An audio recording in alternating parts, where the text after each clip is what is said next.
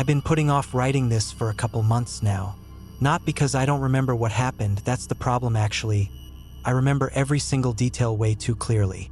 It's more like I've been trying to convince myself there was some normal explanation I just wasn't smart enough to figure out yet. But I talked to my cousin Marcus last week and told him the whole thing start to finish, and he just sat there for like a full minute not saying anything, and then he goes, "Bro, you need to tell someone else because that's not right," and I think he's probably correct. So I'm gonna try to get this all down the way it actually happened. Fair warning, this is gonna be long because I need to include everything, all the details, even the ones that seem stupid or unrelated, because I keep thinking maybe someone out there has experienced something similar or knows what any of this means.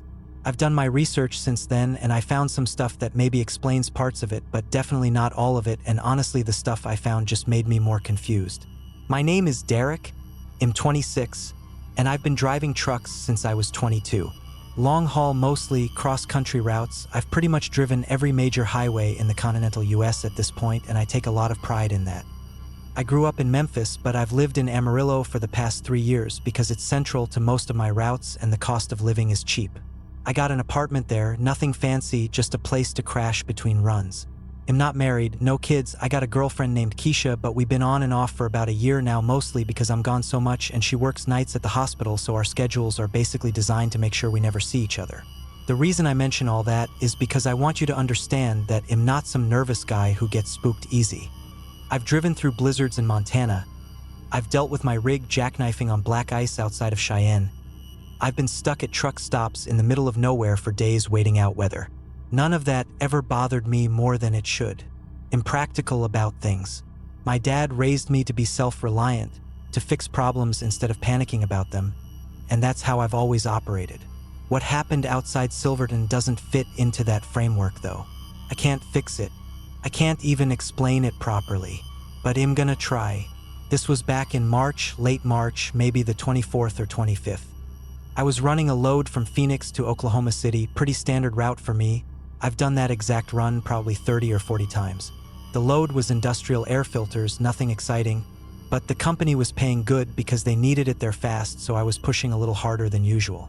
Left Phoenix around noon, made good time through New Mexico, crossed into Texas around 8 p.m.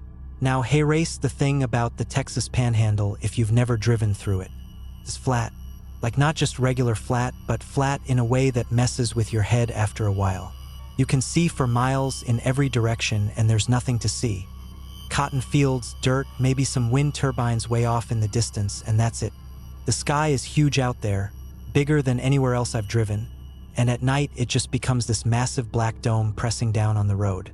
I actually don't mind it usually. Some drivers hate the Panhandle, say it's boring or creepy, but I always found it kind of peaceful. You just put on some music or a podcast and zone out and the miles disappear under your wheels. That's how it normally goes anyway.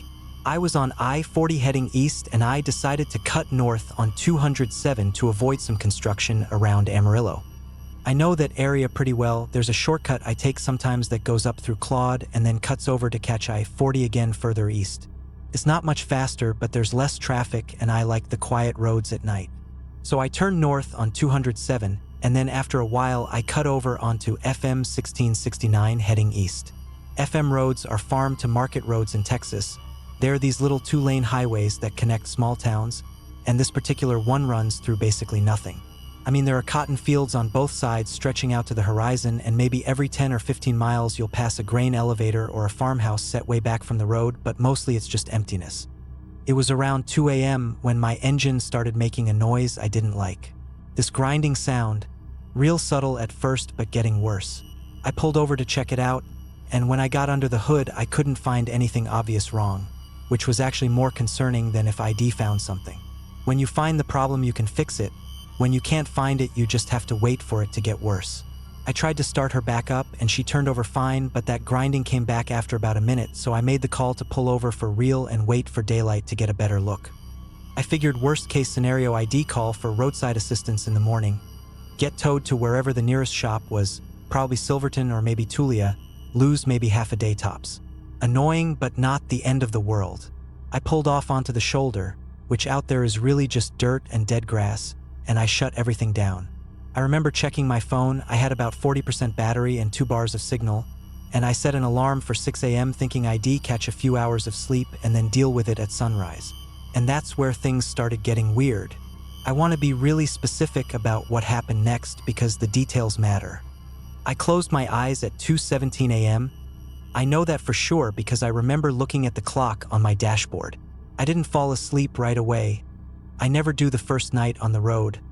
My body takes time to adjust. So I just laid there in my sleeper cab listening to the wind outside and thinking about nothing in particular. The panhandle wind is something else. It's constant, this low moaning sound that never stops, and it rocks the truck a little bit, which actually helps me sleep usually.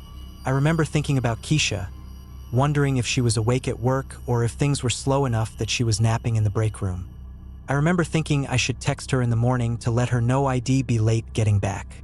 At some point, I must have drifted off because the next thing I knew, I was opening my eyes and reaching for my phone to check the time. It said 2:17 a.m.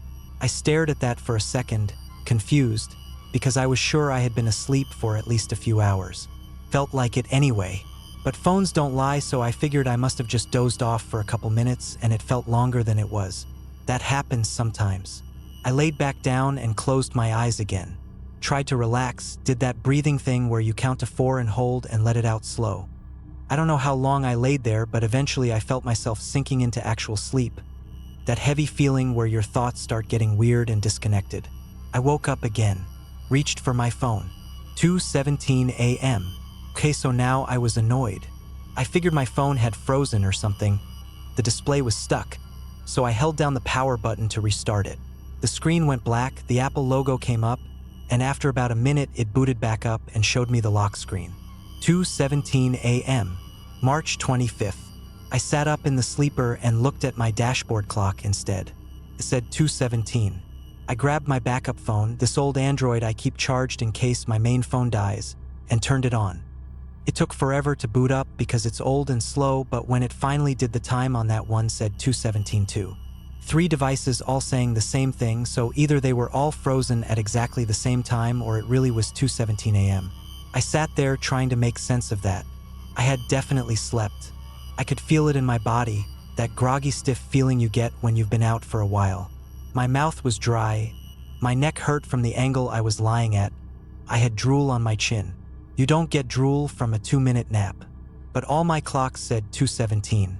I climbed down from the sleeper and into the cab proper and looked out the windshield. It was dark outside, real dark, no moon that I could see, and the stars were doing that thing where they look way brighter than they should because there's no light pollution for miles. The cotton fields on either side of the road were just black shapes stretching out to nowhere. I sat there for a while trying to think of a reasonable explanation.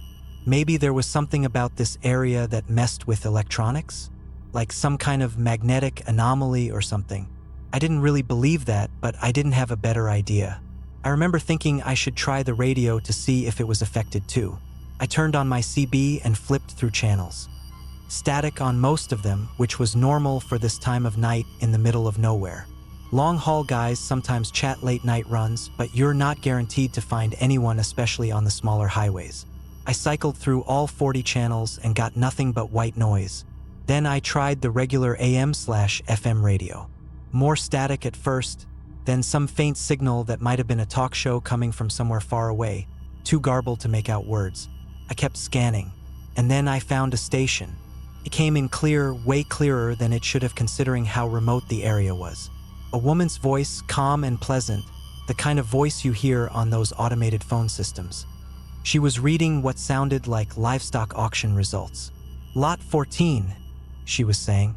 Male Hereford, 7 years, brown and white markings, scar on left flank. Opening bid 400. I figured it was some local agricultural station. Those exist out in farm country. They broadcast market prices and auction schedules for farmers. Made sense. Kind of weird for 2 a.m., but maybe it was a recorded broadcast or something. I left it on just to have some noise in the cab while I tried to figure out what to do. The woman's voice kept going, lot after lot, describing cattle and sheep and goats. I wasn't really listening. I was thinking about whether I should try walking to find a farmhouse or wait until daylight. And then she said something that made me stop thinking about anything else. Lot 23. Male, 26 years, dark complexion, Scar on right forearm. Opening bid 700. I have a scar on my right forearm. Got it when I was 19 helping my uncle take down a chain link fence and one of the posts swung and caught me. It's not a big scar, but it's noticeable, about 3 inches long, kind of jagged. I stared at the radio. The woman kept going. Lot 24. Female, 32 years, red hair, birthmark on left shoulder blade. Opening bid 650. My hands were shaking a little when I turned the radio off. Not because I was scared exactly, more like confused and uncomfortable. It had to be a coincidence, right? Lots of people have scars on their forearms. And she was describing livestock, not people. I was just tired and misreading what I was hearing. I turned the radio back on. Lot 28. Male, 41 years, receding hairline, tattoo of eagle on right bicep. Opening bid 800. Okay, so maybe not livestock. The descriptions were definitely people. But that didn't make sense either, because who broadcasts descriptions of people like they're cattle? Some kind of weird art project radio station? One of those number stations I heard about in a podcast once? I sat there listening for another few minutes. The descriptions kept coming, all different people, men and women and various ages. Each one described in that same calm, pleasant voice with physical details and an opening bid. None of the others matched me specifically, but that first one, Lot 23, stuck in my head. I finally turned the radio off again and just sat in the dark cab trying to get my thoughts in order. The rational part of my brain was saying there had to be an explanation. Maybe the station was some kind of elaborate prank or performance piece. Maybe the scar thing was just a coincidence. Maybe I was still half asleep and hearing things wrong. But another part of my brain, a deeper part that I don't usually listen to, was saying something else. That part was saying I should start my truck and drive away from here as fast as possible. I tried to start the truck.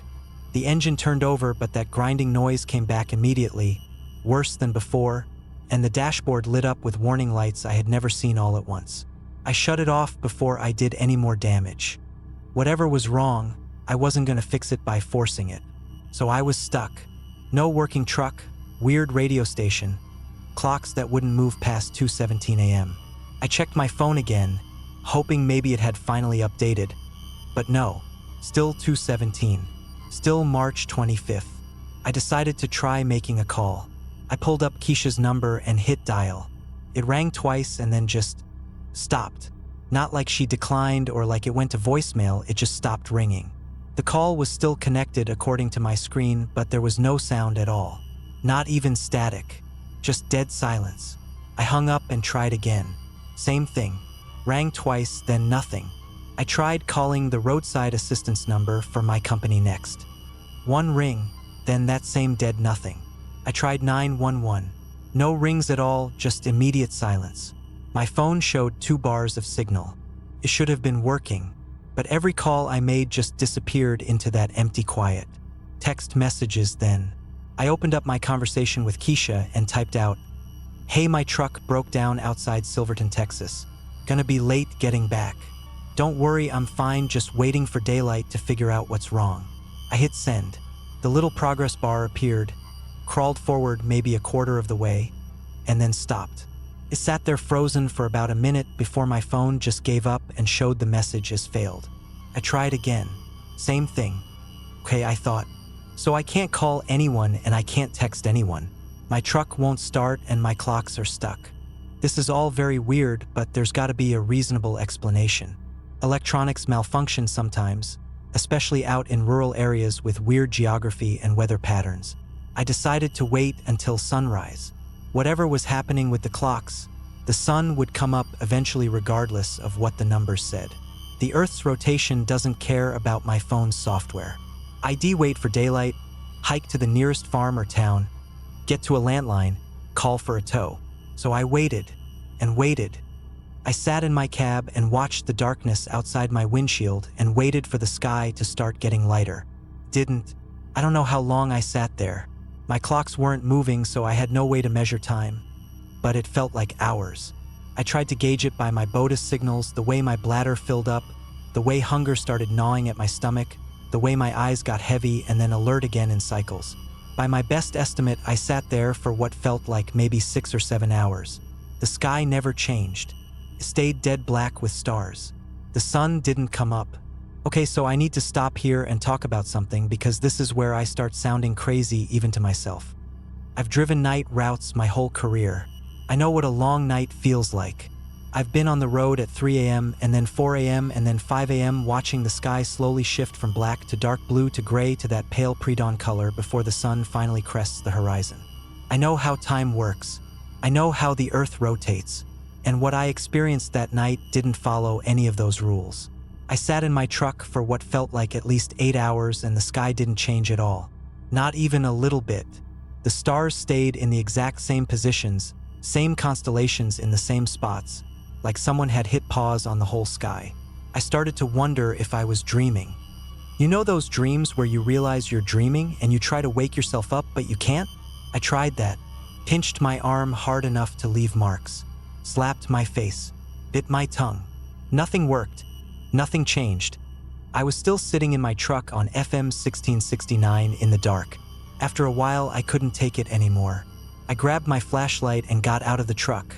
The air outside was cold, colder than March should be even at night, and that panhandle wind was still blowing steady and constant.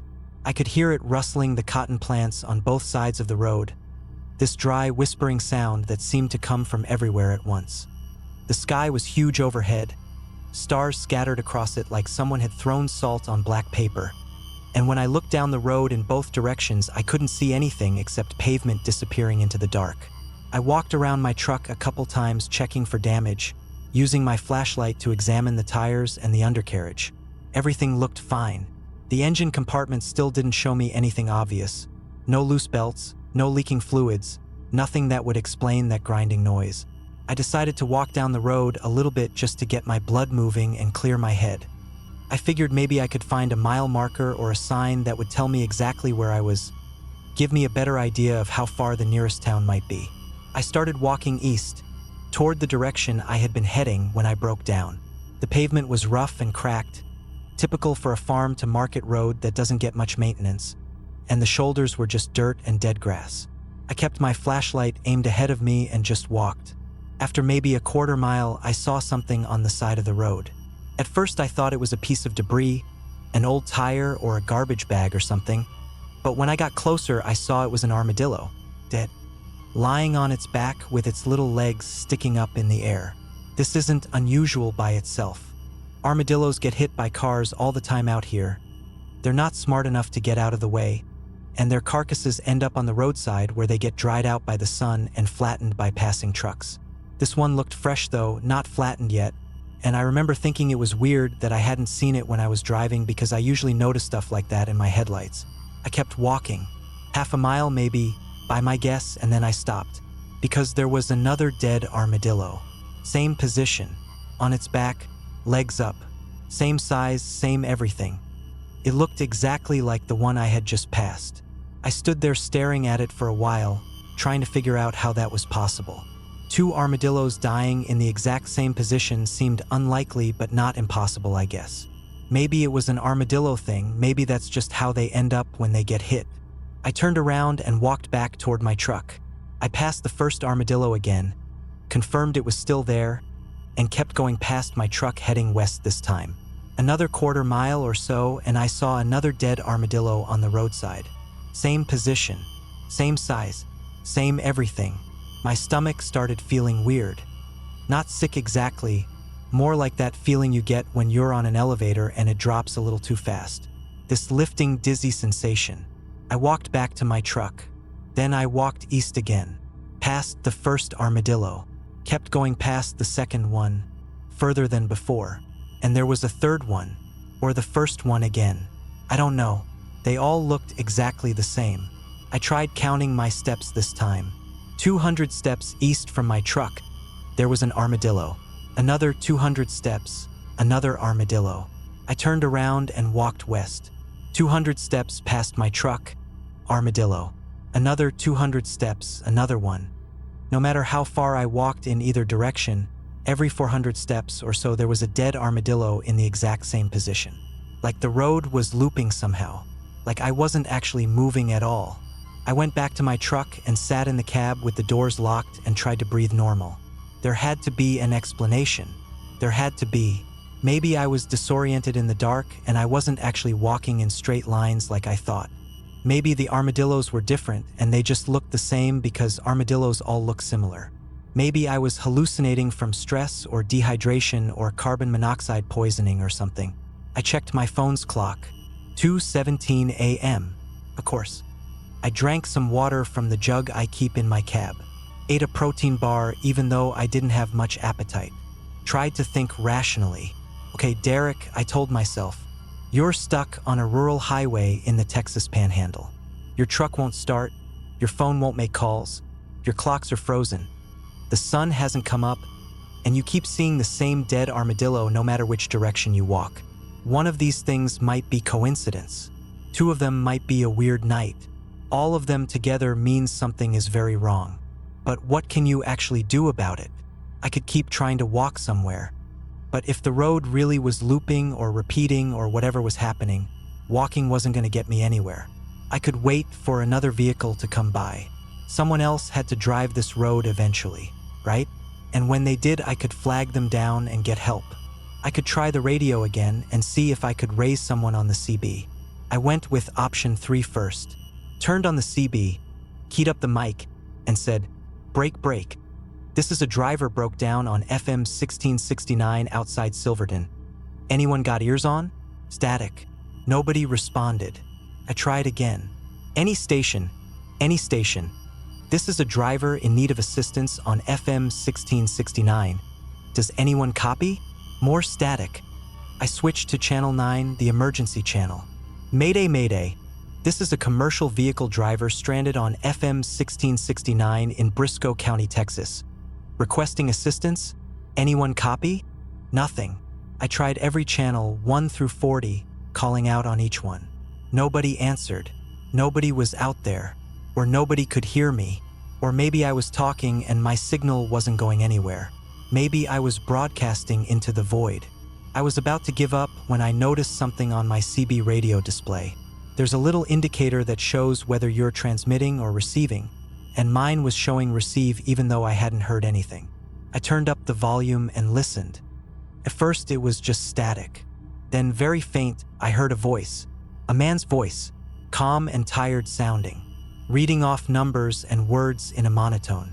At mile marker 117, March 25th, approximately 02:17 hours, engine failure, requested assistance, no response, will attempt again at dawn. My blood went cold. That's one of those phrases I'm not supposed to use, I think, but I don't know how else to describe the feeling. It was like all the warmth drained out of my body at once. Because that voice sounded like me. Not exactly like me, a little different, older maybe, rougher around the edges. But the cadence was the same. The way the words were put together was the same. It sounded like me if I was reading from a script, tired and resigned and just going through the motions. No contact for 11 days, supplies running low. Will attempt walk to Silverton at sunrise, if sunrise occurs. 11 days? I grabbed the mic, hello? Who is this? Can you hear me? The voice kept going like I hadn't said anything. Repeating previous transmission for record, date unknown, position unknown, all electronics showing March 25th 02:17 hours, have not observed sunrise since arrival at this location. Hello, I shouted into the mic. This is Derek Okafor. I am at your location. Can you hear me? Nothing.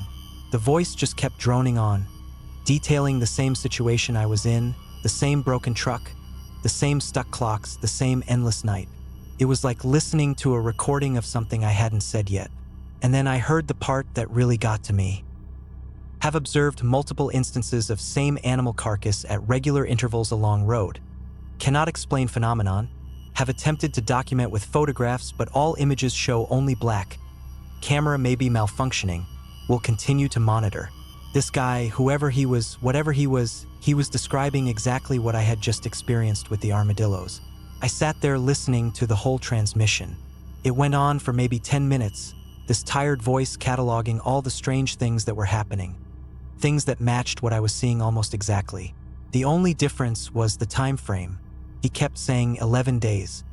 I had only been here for what felt like maybe 8 or 9 hours. When the transmission ended, there was just static again. I waited to see if it would repeat, but it didn't. I looked at my phone. Still 2:17 a.m. Still March 25th. And then I noticed something else that made my hands start shaking. The transmission had mentioned a date. The voice had said the original breakdown happened on March 25th, but that was 11 days ago.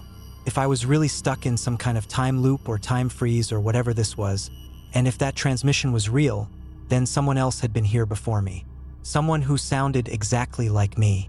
Someone who had been here for 11 days already. Or maybe I had been here for 11 days and I just didn't remember it. I need to take a break from writing this for a second. My hands are shaking again just thinking about that moment, that realization. Hold on. Okay, I'm back. Keisha just texted me asking what I was doing, and I told her I was writing something for a forum online, and she said, "You never write anything," which is true, I guess. I don't even really use social media, much less write long posts on the internet. But I feel like I have to get this down. I feel like someone needs to know what happened. All right, where was I? The radio transmission. The voice that sounded like me talking about 11 days. After the transmission ended, I just sat there in the dark for a while trying to process everything. My mind kept going in circles, trying to find a logical explanation and failing every time. I thought about calling Keisha again, but I knew it wouldn't work. The calls just disappeared into nothing. I decided to try something. I opened up my phone's voice recorder app and hit record. Testing, testing, I said out loud. This is Derek Okafor. The time is... I looked at my dashboard. The time is 2:17 a.m. according to my truck. The date is March 25th. I'm stuck on FM 1669 outside Silverton, Texas, and something very weird is going on. I talked for a few minutes, described everything I had seen and heard so far just to have a record. When I was done, I stopped the recording and played it back. Sounded normal. My voice, saying the words I remembered saying, no distortion or static or weirdness. The app showed the recording length as 3 minutes and 42 seconds. But hey, race the thing. When I checked the details on the recording, the timestamp said it was created on March 25th at 2:17 a.m. Of course it did. I made another recording, and another. Each one timestamped 2:17 a.m. March 25th, even though I was sure several minutes had passed between them. The recording lengths were different, showing actual elapsed time during the recording, but the creation timestamps were all identical. Time was working inside specific activities, but not between them. Like everything I did was happening simultaneously at 2:17 a.m. Like the moment itself was stretched out infinitely and I was just moving around inside it. That made a weird kind of sense actually. It explained why my clocks were stuck, but I was still experiencing duration. I was inside a moment that wouldn't end. The question was, how did I get out of it? I tried to sleep again. I figured maybe if I had been asleep when I entered this whatever it was, maybe I could sleep my way out of it. I laid down in my sleeper cab and closed my eyes and tried to relax.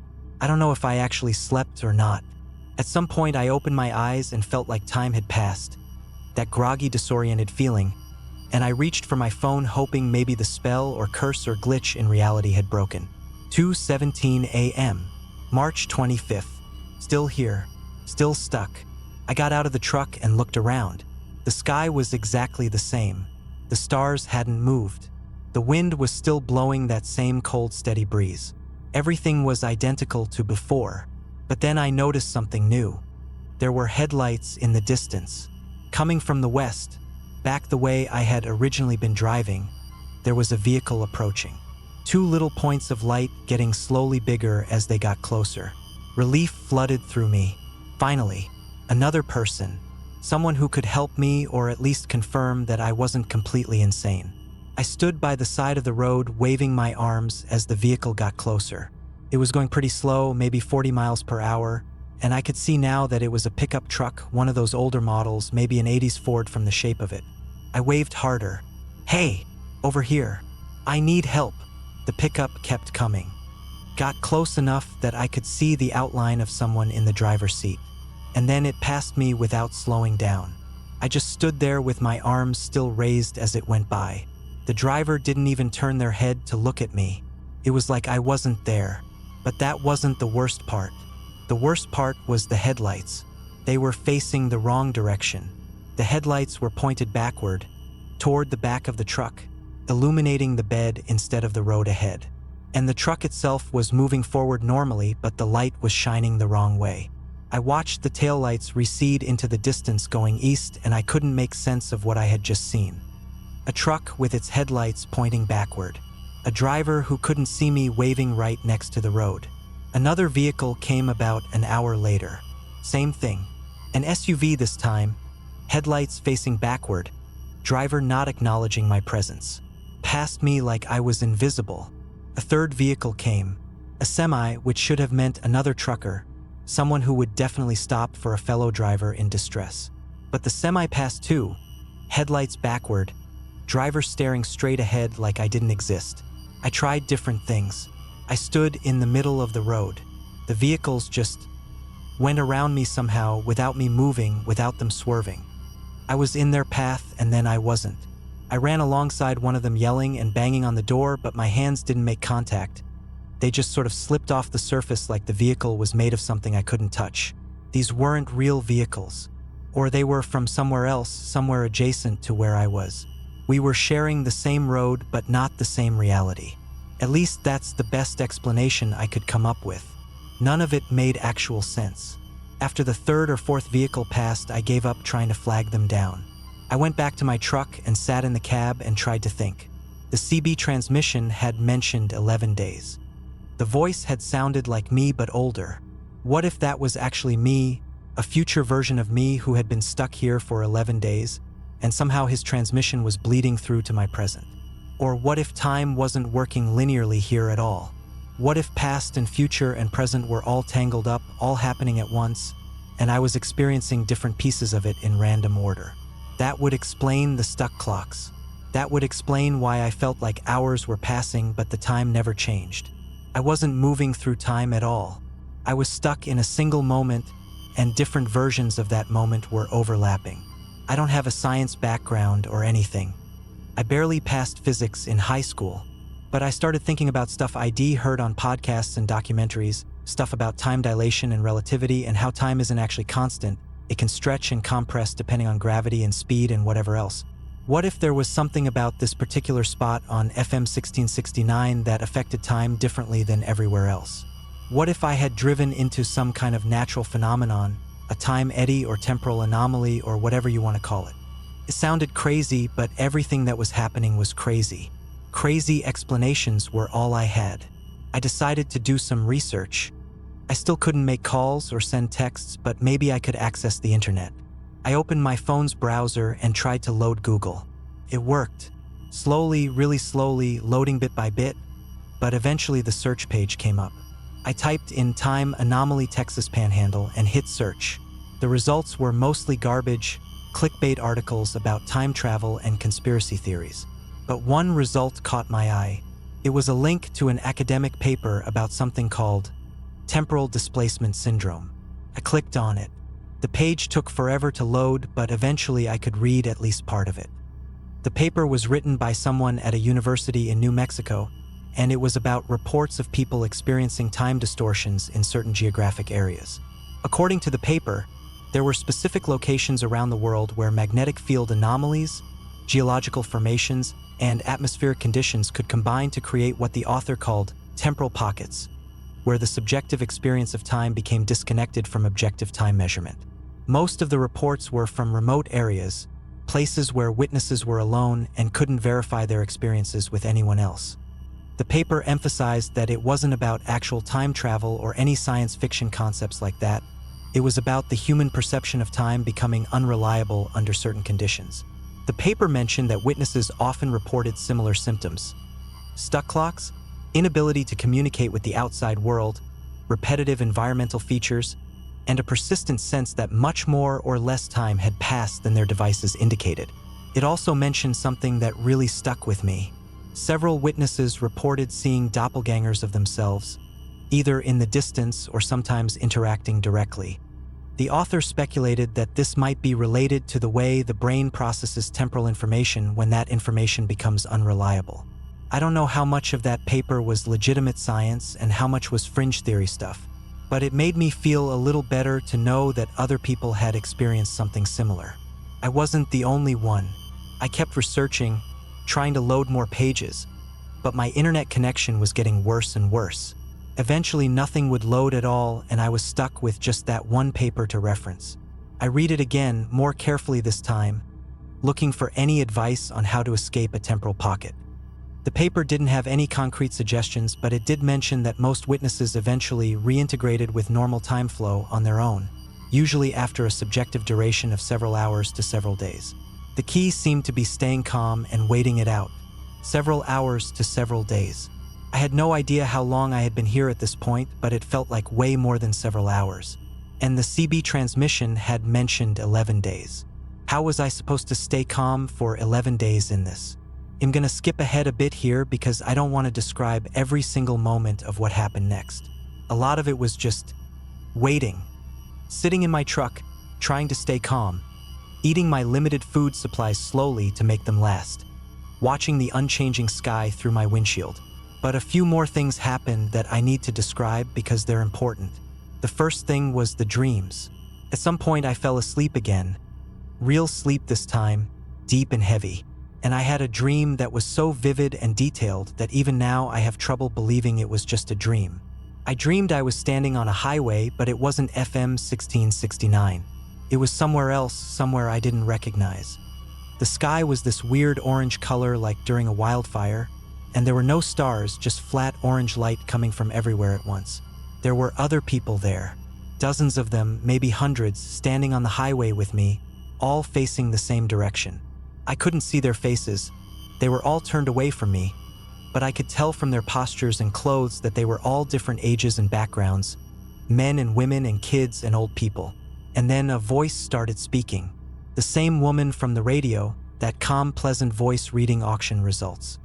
But this time she was describing all of us, every single person standing on that highway, giving our physical descriptions and opening bids like we were cattle being sold. In the dream, I tried to turn around, tried to walk away, but I couldn't move. My body was frozen in place, and all I could do was listen as the voice got closer and closer to describing me.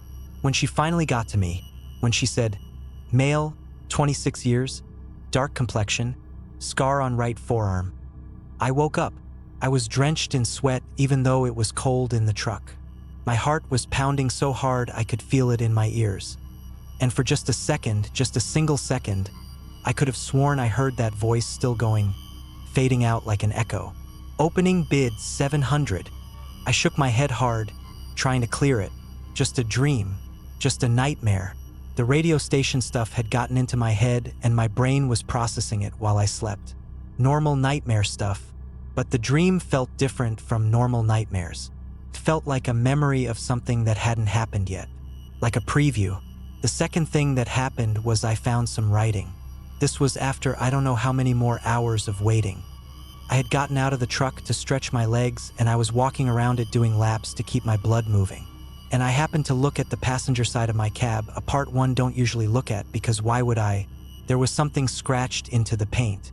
It looked like it had been done with a rock or a knife or something sharp. Deep scratches spelling out letters. "Don't get in the tow truck." That was it. 5 words, scratched into the side of my truck in capital letters. I stood there staring at it for a long time. Those words hadn't been there before, I was sure of that. I would have noticed when I did my walk-around inspection before I left Phoenix. Someone had scratched them while I was here, or I had scratched them and didn't remember. The CB transmission had mentioned 11 days. What if I had already lived through this 11 times and my brain just kept resetting? What if past versions of me had tried to leave warnings for future versions? Don't get in the tow truck. What tow truck? I hadn't seen any tow truck. The only vehicles that had passed were the ones with backwards headlights that couldn't see me. But if a tow truck did come, a real one that could actually help me, I was supposed to not get in it? Why? The third thing was the memory. This one is harder to explain because I'm still not sure if it was a real memory or something my brain invented to fill in gaps. At some point during the endless waiting, I suddenly remembered something that I had no reason to remember. A conversation with my dad from when I was maybe 9 or 10 years old. We were driving somewhere, I don't remember where, and we passed a spot on the highway where there had been a car accident. Emergency vehicles, flashing lights, that whole scene. And my dad slowed down to look, like everyone does, and then he said something to me that I hadn't thought about in years. He said, "Derek, you see those roads that cut off from the main highway? The little ones that go off into nowhere? Never take those if you're traveling alone. Some places don't want to let you go." I remember being confused by that because it seemed like a weird thing to say. I asked him what he meant and he just shook his head and said, "Forget I said anything. Just remember it." I had forgotten it. Until now, sitting in my truck on FM 1669, the memory came back crystal clear like I was watching a video of it. Some places don't want to let you go. Was that what this was? A place that didn't want to let me go? More time passed, or what felt like time. The sky never changed. The clock stayed stuck at 2:17 a.m. March 25th. But my body kept telling me that hours and hours were going by. I ate my last protein bar. I drank the last of my water. I started getting actually scared about survival at that point. Not just scared of the weird stuff happening, but scared of basic things like dehydration and starvation. And then I heard it. A truck engine. Not from the road like the other vehicles had been. From behind me, from the field on the south side of the highway. I got out and looked. Headlights coming through the cotton field, bouncing as the vehicle drove over the rough ground. Real headlights this time, pointing forward in the right direction. It was a tow truck. I could see it clearly now, an old model tow truck, the kind with the boom and hook setup instead of a flatbed. It came through the cotton field and onto the shoulder of the road about 50 feet from where my truck was parked. The driver got out, and I stopped breathing. He looked exactly like me. Not similar, not kind of like me. He was me. Same face, same build, same posture. But older, maybe 20 years older. His hair had some gray in it. There were lines around his eyes and mouth. His hands looked weathered and rough, like someone who had been working hard for a long time. He didn't say anything, just walked around to the front of his tow truck and started unhooking the chains and cables. I stood there frozen. My brain couldn't process what I was seeing. "Don't get in the tow truck." The words scratched into my truck. The warning from me? From a previous version of me who had gone through this before? The older me finished prepping his equipment and then walked over to my truck and started hooking it up. He worked methodically, like he'd done this 1,000 times, not looking at me at all. Like I wasn't there. When the truck was hooked up, he finally turned and looked at me. His eyes were my eyes, but tired. So tired. Like someone who hadn't slept in years. He jerked his thumb toward the passenger seat of the tow truck. The message in my head, "Don't get in." But what else was I supposed to do? Stay here forever? Die of thirst in the eternal 2:17 a.m.? This was my only way out. Even if it was terrifying, even if it didn't make sense, it was my only option. I walked over to the tow truck. The older me was already climbing into the driver's seat. I hesitated at the passenger door, my hand on the handle. He still hadn't said a word. He just sat there behind the wheel, waiting. I opened the door and got in. The ride to Silverton took maybe 15 minutes. That's my best guess anyway. My phone still showed 2:17 a.m. the whole time. The older version of me drove without speaking. I tried to ask him questions a few times, but he didn't respond. Didn't even look at me, just kept his eyes on the road and drove. I gave up trying to talk and just watched the landscape go by. It looked normal now. The cotton fields, the road, the sky. Still dark, still nighttime, but normal nighttime. Stars moving slowly the way stars should move. Road that actually went somewhere instead of looping back on itself. We pulled into Silverton from the south. I recognized it even in the dark, the water tower, the small downtown area, the grain elevators. We passed a closed gas station and a dark hardware store, and then we pulled into a parking lot next to a building that said Martinez Auto Repair on a faded sign. The older me stopped the truck and got out and started unhooking my rig. I got out too and stood there watching him work. A few minutes later he was done and my truck was sitting in the parking lot like it had always been there. He got back in his tow truck without looking at me. Drove away without saying goodbye. I watched the taillights disappear, and then I just stood there in the parking lot trying to make sense of what had just happened. The sky was getting lighter. I looked at my phone. 5:47 a.m., March 25th. The time had finally moved. I was back. Or I had never left and I had just experienced some kind of extremely detailed hallucination. I don't know. I walked over to my truck and looked at the passenger side where the words had been scratched. Nothing. Smooth paint. No words. At 6 a.m. a guy came out of the building and introduced himself as Eddie Martinez. I told him my truck had broken down on 1669 and someone had towed me here. He looked confused and said there was no tow truck company in Silverton. Hadn't been since 2018, and asked how I got here. I didn't know how to answer that, so I just said I must have been mistaken about who towed me. Eddie looked at my truck, opened the hood, poked around for a few minutes, and then laughed. "Man, you just blew a fuse," he said. "Easy fix. Give me 5 minutes." Sure enough, 5 minutes later, he had replaced some fuse I didn't even know my truck had, and it started right up. No grinding noise, no warning lights, running smooth as ever. I paid him cash, thanked him, and got back on the road. The drive to Oklahoma City was uneventful. I made my delivery on time, barely.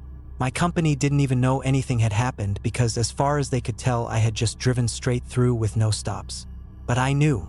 And the thing is, even now, months later, I still don't know what actually happened that night. Was it a time anomaly like the paper described? Was it a hallucination from exhaustion or carbon monoxide or something else? Was it real? The older version of me who drove the tow truck? Was that actually my future self? Does that mean I'm going to end up stuck in that moment forever, driving that tow truck, picking up earlier versions of myself in an endless loop? Is that what 11 days meant? Not 11 days in the future, but 11 days happening simultaneously, over and over. I don't have answers. I just have the story. There's one more thing I need to mention. Last week, I was driving a route that took me through the Panhandle again. Different highway, nowhere near FM 1669, but same general area. Same flat landscape, same endless sky. I had the radio on to break up the monotony. Flipping through stations, not really paying attention. And then I heard it. A woman's voice, calm and pleasant. Lot 47. Male, 26 years, scar on right forearm. Last seen FM 1669. Opening bid already placed. I turned the radio off so fast I almost crashed. It was probably nothing. Probably some weird station I was picking up from far away. Some art project or prank. Nothing to do with me specifically. But I haven't driven through the Panhandle since. I rerouted all my runs to avoid that part of Texas. The company wasn't happy about the extra miles, but they didn't push too hard when I said it was for personal reasons. And every night when I go to sleep, even when I'm home in Amarillo with Keisha, I check my phone before I close my eyes. I just need to make sure it's not 2:17 a.m. So yeah, that's what happened to me outside Silverton, Texas in March. I know it's long. I know some of it probably doesn't make sense. I know I'm not explaining it well. But I needed to get it out of my head and onto paper or screen or whatever. If anyone has experienced anything similar or knows what any of this means, I'd genuinely appreciate hearing from you. Not looking for people to tell me I was hallucinating or dreaming or whatever. I know what I experienced was real, at least real to me. I'm just looking for understanding. Thanks for reading. I moved to Presidio 3 weeks after my grandmother died, and I still can't fully explain why I thought that was a good idea. Actually, no, let me back up. I know exactly why I thought it was a good idea. I was tired. 41 years working for Behar County handling records that nobody wanted to touch. Cataloging evidence from cases that went cold before I was born. Filing away the paper trails of human misery in climate-controlled rooms that smelled like dust and old coffee. When they offered early retirement, I took it so fast I think I startled the HR woman. She had this whole speech prepared about transition counseling, and I just signed the papers and walked out. My grandmother's place in Presidio was supposed to be temporary. A few months tops. She had decades worth of documents hoarded in that old Adobe homestead, and someone needed to sort through them before the estate could close. My cousin Elena wanted nothing to do with it. She lives in Portland now, works in tech, hasn't been to West Texas since she was 12. When I called her about splitting the work, she laughed and said, "Marta, you're the professional, just bill the estate for your time." So that's how I ended up driving 6 hours from San Antonio to a town of 3,000 people sitting right on the Mexican border in the middle of the Chihuahuan Desert. The drive itself should have been my first warning. Once you get past Marfa, the landscape changes in ways that are hard to describe if you haven't seen it. The mountains flatten out into these long mesas and the sky gets so big it almost feels aggressive, like it's daring you to keep going. I stopped for gas at a Stripes in Alpine and the guy behind the counter asked where I was headed. When I said Presidio, he just nodded slowly and said, "Drive careful out there, the roads get weird after dark." I didn't ask what he meant by weird. Should have asked. The homestead sits about 12 miles outside town proper off a ranch road that doesn't have a name on Google Maps. You have to know it's there.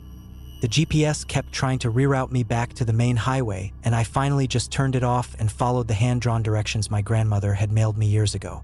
She sent them right after my grandfather died, like she knew eventually someone would need them. The paper was yellowed and the ink had faded, but her handwriting was still sharp and precise. Turn left at the 3rd cattle guard. Follow the dry creek bed for 2 miles. The house faces east. When I finally saw it, I had to pull over and just stare for a minute.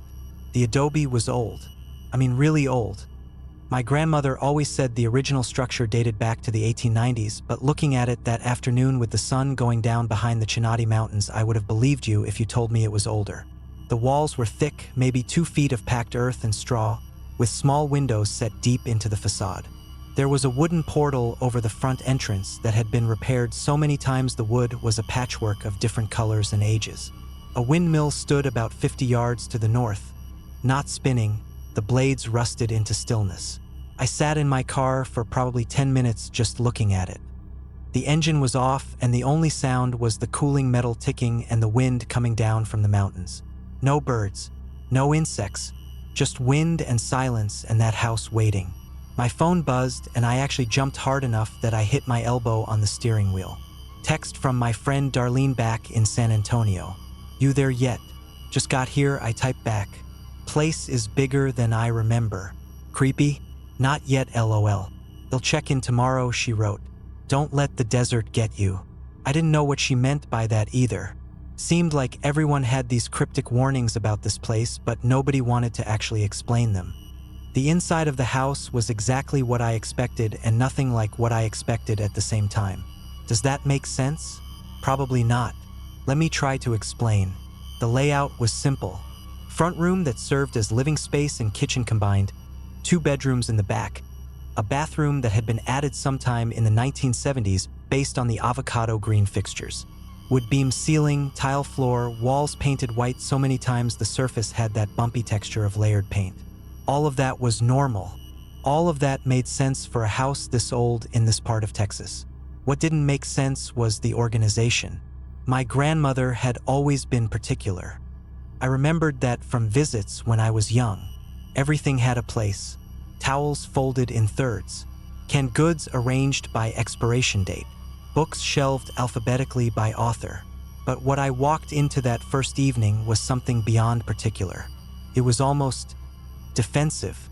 Every surface had documents on it. Stacked papers, bound journals, manila folders with handwritten labels. But they weren't scattered. They were arranged in these precise geometric patterns. Stacks of exactly the same height. Folders fanned out at identical angles. It looked less like hoarding and more like someone had been building a fortress out of paper. I set my bag down by the door and walked through the room slowly, not touching anything yet, just looking. The bedroom she had used had a narrow bed against one wall and a wooden desk against the other. The desk was covered in more documents, but also something else. Maps, hand-drawn maps of the property and the surrounding land, some of them incredibly detailed, showing features I didn't recognize. Mine shafts, creek beds, property lines with names written in pencil. One map in particular caught my attention. It showed the homestead at the center with radiating lines extending outward to 6 different points. Each point had a name written next to it. Cuevas, Choa, Maldonado, Reyes, Trujillo, and one that made me stop breathing for a second. Delgado. My grandmother's married name. My name. I stood there staring at that map for a long time. The light outside was fading and the room was getting dim, but I didn't move to turn on a lamp.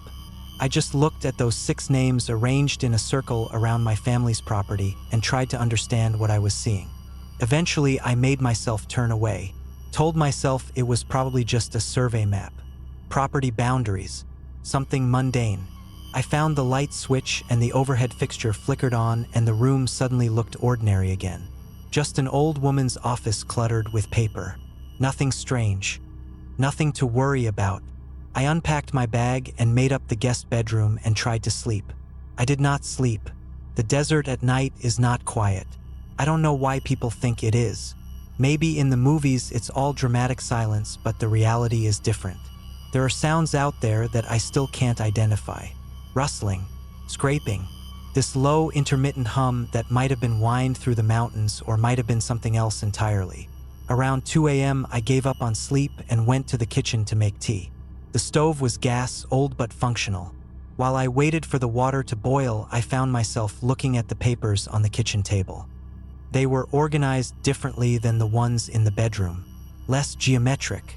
More like someone had been actively working through them. There were notes in the margins in my grandmother's handwriting and dates going back decades. I picked up the top sheet without really thinking about it. It was a page from some kind of ledger. Columns of numbers and names and dates. The handwriting wasn't my grandmother's.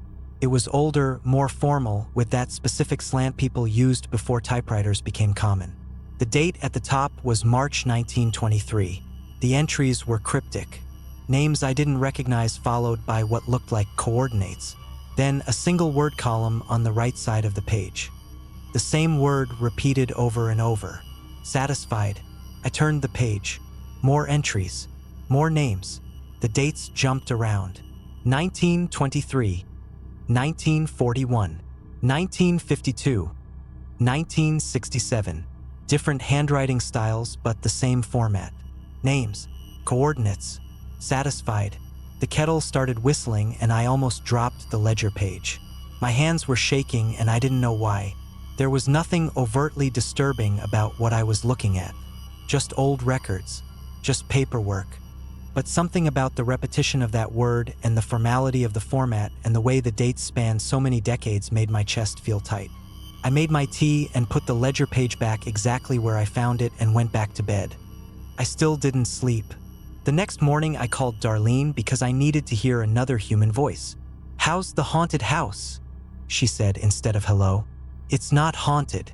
It's just old. Same thing in Texas. Everything old is haunted. The land remembers. You sound like my grandmother. Smart woman. What's wrong?"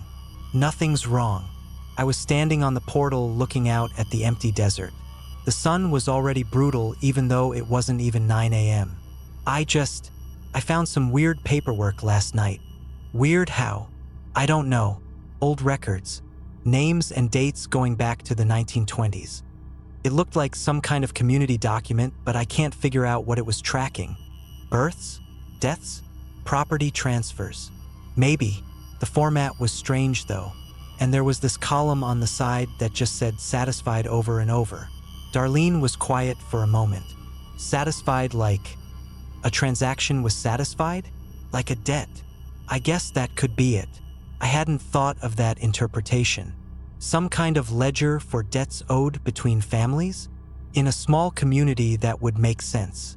People used to track that stuff formally, before banks handled everything, right? Okay, that's probably it. I felt some of the tension ease out of my shoulders. A debt ledger. Nothing mysterious about that. Thanks, Darlene. You sure you're okay out there? I'm fine. Just got spooked by the dark. The desert dark is different, she said. I remember that from when I visited my aunt in Terlingua. It's like thicker somehow. Thicker. I don't know how else to describe it. Just be careful, okay? I will. After I hung up, I went back inside and looked at the ledger page again. Debt ledger. That made sense. Families in remote communities lending each other money or supplies or labor. The satisfied column indicating when the debt was cleared. Nothing to worry about. But then why did my grandmother have it on her kitchen table with notes in the margins dated 3 days before she died? I spent the first week trying to impose order on the chaos. My professional training kicked in and I started treating the homestead like any other archive project. I brought in folding tables from town and set them up in the front room. I created a labeling system. I started sorting documents by decade and then by type. It was slow work because my grandmother had accumulated so much material, but at least it gave me something to focus on. The ledger pages I set aside in their own folder. There were more of them than I initially thought. I found them scattered throughout the house, tucked between other papers, sometimes folded inside books. The dates spanned from 1919 to 2024. The last entry was written 8 days before my grandmother died. The handwriting in that final entry was shaky but still recognizable as hers. Name: Ochoa Tomas Raul. Coordinates: 29.7284 minus 104.3891. Status: pending. I stared at that word for a long time. Pending. All the other entries said satisfied, but this one said pending. What did that mean? Was there an outstanding debt that needed to be collected? And who was Tomas Raul Ochoa? I typed the name into Google on my phone and got nothing useful. There was an Ochoa family listed in the Presidio phone book, but the first name didn't match. I thought about driving into town and asking around, but something stopped me. Maybe it was professional caution. You don't go digging into strangers' financial records without understanding the context first. Or maybe it was something else, a feeling I couldn't quite name. The weather that first week was brutal. August in the Chihuahuan Desert means temperatures above 100 degrees every single day. The homestead didn't have central air, just a couple of window units that groaned and shuddered and barely kept the indoor temperature below 90. I learned to wake up early, do my sorting work until noon, then retreat to the coolest part of the house until evening. During those hot afternoon hours, I started reading my grandmother's journals.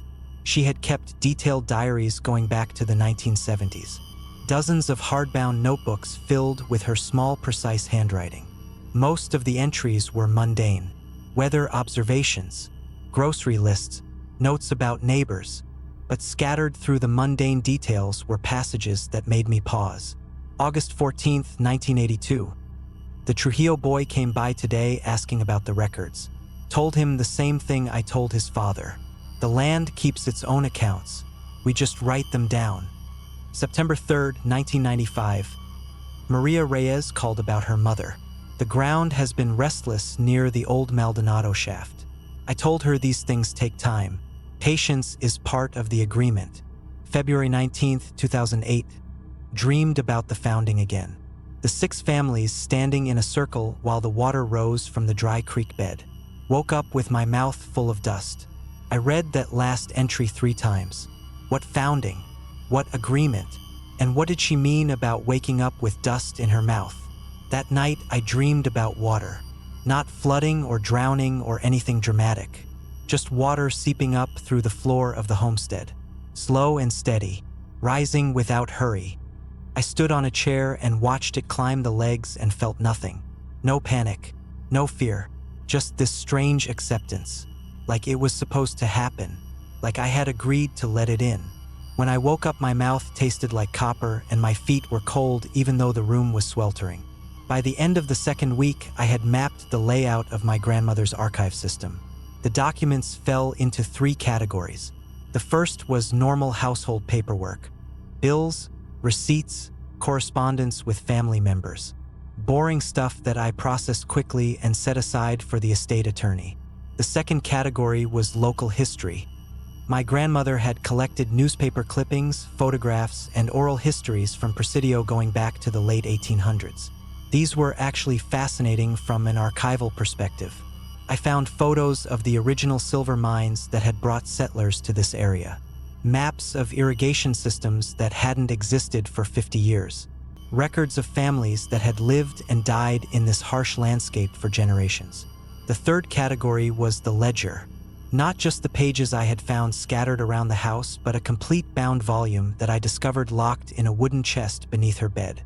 The lock was old, a simple brass mechanism that gave way easily when I pried at it with a screwdriver. Inside was the original ledger, leather-bound with pages yellowed and brittle at the edges. The first entry was dated October 17, 1891.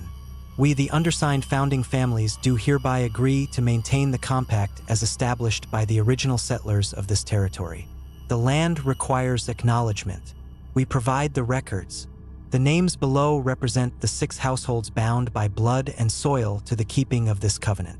Below the text were 6 signatures: Cuevas, Choa, Maldonado, Reyes, Trujillo, Delgado. My great-great-grandmother's signature was 3rd from the bottom. I sat on the floor of my grandmother's bedroom with that ledger in my lap for what felt like hours. The sun moved across the sky and the shadows shifted and the window unit rattled and hummed, and I just sat there reading. The entries continued for over 100 years. Different handwriting as the record-keeping passed from one generation to the next. Names I recognized from the scattered pages I had found earlier. Coordinates that seemed to correspond to locations on my grandmother's hand-drawn maps. And that word, satisfied, over and over. Satisfied, satisfied, satisfied, except for the last entry, the one about Tomas Raul Ochoa. Pending. I drove into Presidio the next morning because I couldn't stand being alone with that ledger anymore. The town itself is small and functional. Main Street has the usual collection of gas stations and grocery stores and a subway and a few local restaurants. The library is housed in a building that used to be something else, maybe a bank with high ceilings and that institutional smell of old carpet and photocopy toner. The librarian was a woman in her 60s named Consuelo, who spoke with the particular accent of someone who had lived on the border their whole life. When I told her I was Maria Delgado's granddaughter, her expression did something complicated that I couldn't quite read. "Maria," she said slowly. "She passed a few weeks ago." "Yes, I'm here settling her estate." "At the homestead?" "Yes." Consuelo nodded and looked at me with eyes that seemed to be measuring something. "That's good. Someone should be out there. The records need keeping." I felt a chill despite the heat. "What records?" "Historical records. Your grandmother was the unofficial historian for the old families." She smiled, but it didn't reach her eyes. "All those papers she collected. Community memory. Very important, right?" I tried to match her casual tone. "Actually, I was hoping you could help me with some of that. I found some documents referencing a Tomas Raul Ochoa." "Do you know that name?" Consuelo's smile disappeared. "Why are you asking about him?" "His name appeared in some of my grandmother's paperwork. I'm just trying to understand the context." She was quiet for a long moment. Then she said, "Tomas is still in town. He works at the feed store on Highland."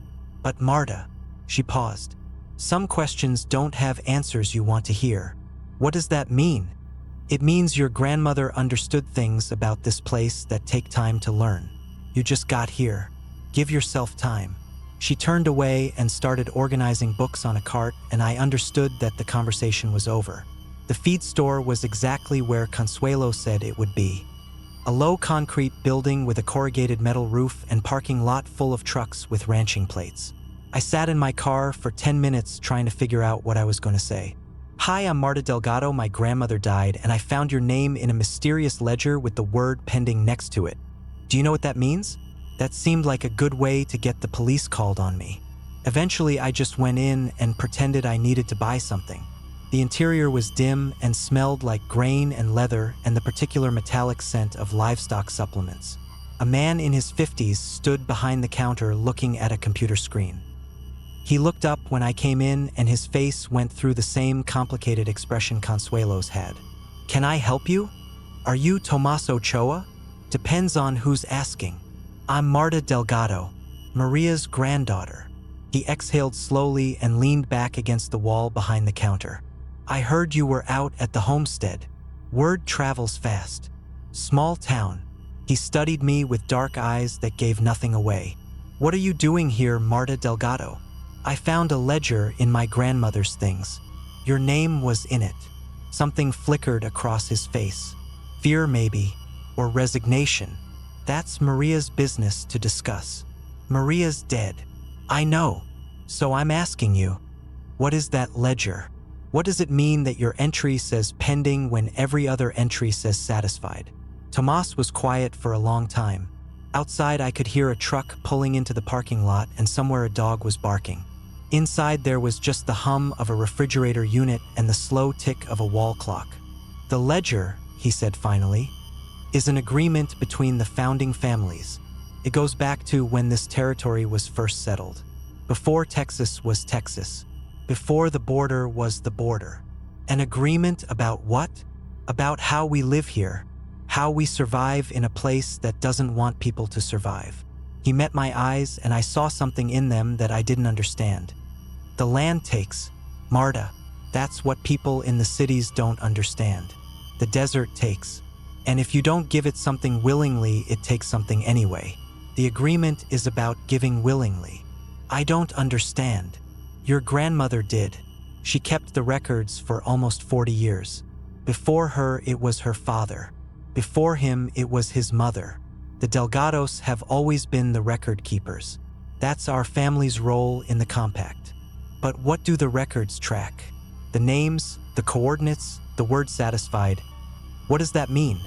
Tomas pushed away from the wall and walked around the counter toward me. He moved slowly like someone who was trying very hard not to startle a wild animal.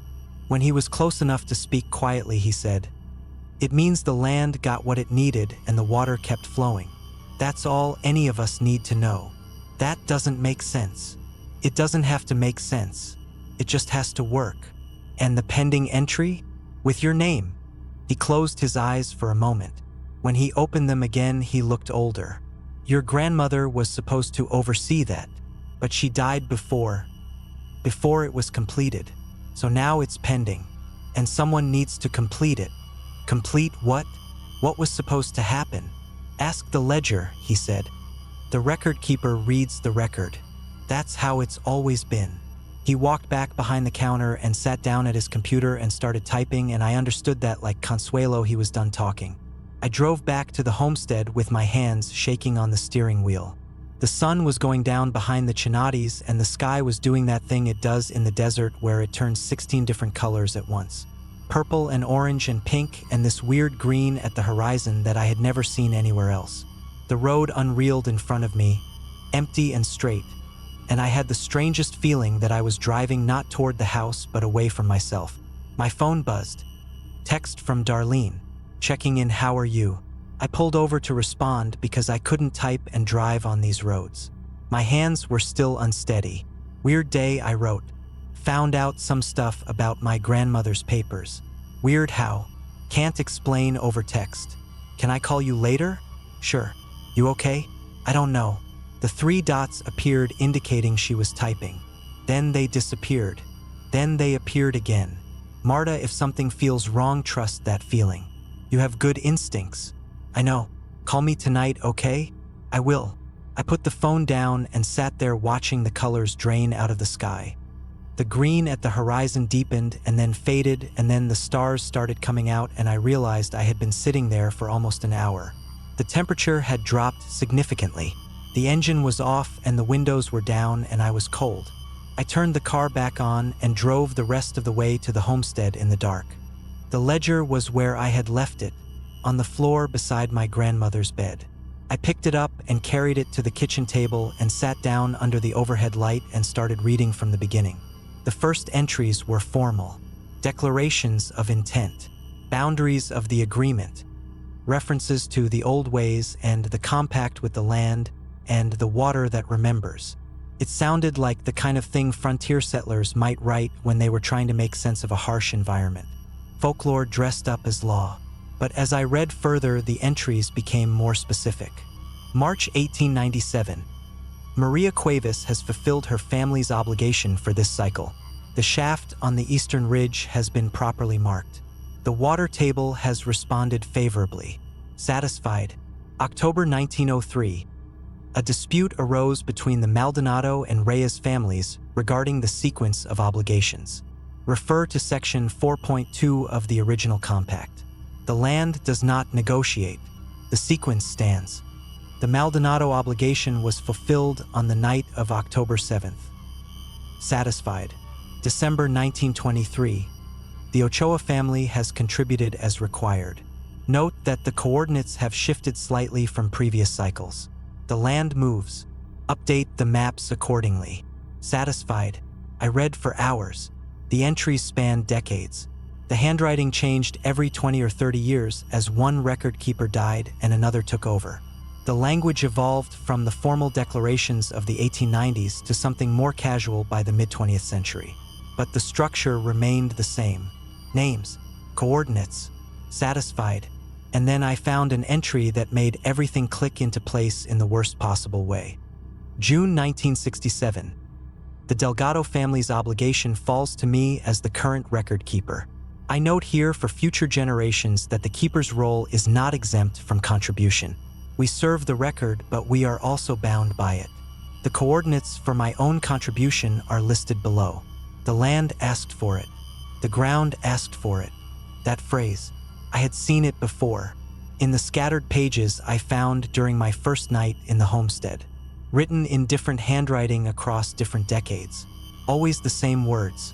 The ground asked for it. I flipped to the last entry in my grandmother's handwriting. August 2024. Tomas Raul Ochoa.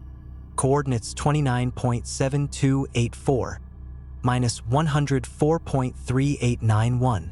The cycle has come around again. The Ochoa family has agreed to the terms. Pending until the night of the new moon. The new moon had been 2 weeks before my grandmother died, and the obligation was still pending. I called Darlene at 1 a.m. because I couldn't wait any longer. "Do you know what time it is?" she said instead of hello. "I need you to listen to me. I need someone else to know about this." "Know about what?" "Marta, what's going on?" I told her everything. The ledger, the founding families, the compact with the land, the entries spanning 100 years, the pending obligation that my grandmother had died before completing. Tomas Ochoa at the feed store telling me the record keeper reads the record. Darlene was quiet for a long time after I finished. "Okay," she said finally. "Okay, first of all, are you safe?" "What do you mean?" "I mean, is anyone threatening you? Has anyone tried to hurt you or implied they would hurt you?" "No, nothing like that. It's not." I struggled to find the words. "It's not violent. At least I don't think so. It's more like a system, procedure, something that's been happening for so long that everyone just accepts it." "What do you think the obligations actually are?" "I don't know. The ledger doesn't say explicitly. Just names and coordinates and whether they're satisfied." "And the coordinates? Have you looked them up?" I felt stupid. Of course I should have looked them up. "No, not yet. Do it now. I'll stay on the phone with you." I grabbed my laptop and pulled up Google Maps. My hands were shaking again as I typed in the coordinates from the most recent entry. 29.7284 minus 104.3891. The map loaded slowly on the rural internet connection. When the image finally appeared, I stared at it for a long moment trying to understand what I was seeing. "Marta? What is it?" "It's..." I zoomed in, zoomed out, checked the coordinates again. "It's about 3 miles from here, on my grandmother's property. But there's nothing there, just empty desert." "Is it near one of those mine shafts you mentioned?" I looked at the hand-drawn maps spread across the kitchen table, compared the coordinates. Yes, it's almost exactly on top of one. "Marta," Darlene's voice was very careful. "What if the obligations are, what if they're burying things? Or people? You think this is a murder cult? I think 100 years of mysterious obligations and underground shafts and cryptic language about the land taking what it needs sounds extremely bad. And I think you need to get out of that house right now. I can't just leave." "Yes, you can. Get in your car and drive to Marfa. There's a hotel there. I'll book you a room right now. Just get out." I looked around the kitchen, the stacks of papers, the ledger open on the table, the shadows in the corners that the overhead light couldn't quite reach. "If I leave, I'll never understand what this is. If you stay, you might become part of it." The words hung in the air between us. I thought about what Tomas had said at the feed store. The Delgados have always been the record keepers. That's our family's role. What if I already am? I said quietly. What if I was part of it the moment I inherited this property? I didn't leave that night. I know that sounds stupid. Every horror movie rule says get out of the creepy house when you find evidence of multigenerational occult activity. But I had spent my entire career working with records, documents, paper trails, and everything I had found suggested that whatever was happening here was systematic and old and followed rules. If it followed rules, then it could be understood. If it could be understood, then maybe it could be stopped. Or at least that's what I told myself at 3 a.m. while I sat at my dead grandmother's kitchen table reading entries in her dead grandmother's handwriting. The oldest part of the ledger was the most revealing. The original compact from 1891 laid out the terms in formal legal language that wouldn't have been out of place in a county courthouse. Whereas the undersigned families have established homesteads in the territory known as Presidio and its surrounding lands. And whereas the survival of said homesteads requires reliable access to water in a region where natural water sources are scarce and unpredictable, and whereas the original settlers of this territory established a compact with the land itself through methods passed down from those who lived here before European settlement. Now, therefore, the undersigned families do agree to maintain said compact through the following obligations. Each family shall contribute to the land's requirements according to a cycle established by the record keeper. The nature of each contribution shall be determined by the land's response to the previous cycle. The record keeper shall document each contribution, including the name of the contributing family, the coordinates of the contribution site, and whether the land has accepted the contribution as satisfactory. The role of record keeper shall pass through the Delgado family line as the founders of this compact. No family may withdraw from the compact once entered. The land remembers all agreements. I read that last line several times. The land remembers all agreements. What did that mean? How does land remember anything? It was rock and soil and geological formations that had existed for millions of years before humans ever set foot here. It didn't have memory. It didn't have wants. It was just land. But even as I thought that, I remembered something my grandmother had said to me once when I was young. We were visiting Presidio for Christmas, and I had asked her why she lived so far from everyone else. "The land needs someone here," she had said. "It gets lonely otherwise." I had laughed because I was 12 and that seemed like a silly thing to say. Now I wondered if she had been trying to tell me something. The next few days blurred together. I kept reading. I mapped the coordinates from every entry in the ledger onto my grandmother's hand-drawn maps, and what emerged was a pattern. A spiral, starting from the center of the property and moving outward in gradually widening circles. Each obligation had occurred at a different point on the spiral. Each point corresponded to a mine shaft or a dry creek bed or some other feature marked on the maps. The spiral was almost complete. The most recent entries were near the outer edge, approaching what looked like the boundary of the original Delgado property. After that, I didn't know. The maps ended at the property line. Whatever came next wasn't recorded. I also started noticing things about the house that I hadn't seen before. The walls were thicker than they should have been for a standard adobe construction. When I knocked on them in certain places, the sound was wrong. Hollow in spots, solid in others, like there were spaces hidden inside that weren't visible from the surface. The floor had subtle variations in level that I had attributed to age and settling. But when I actually measured with a laser level I borrowed from the hardware store in town, the variations formed a pattern. High points at the corners, low point in the exact center of the main room, like water would naturally flow toward the middle if it somehow entered the house. And the windmill outside, the one I had assumed was broken.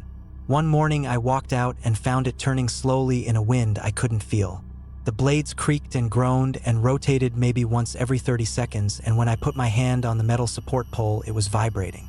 Not from the wind, from something underneath, something deep in the ground. I told myself there were rational explanations. Groundwater moving through underground channels. Seismic microactivity from the distant volcanic formations. The old mines creating pocket of empty space that affected acoustics and ground stability. All of these were possible, probable even. but they didn't explain the feeling. Because there was a feeling now. Every day it got stronger.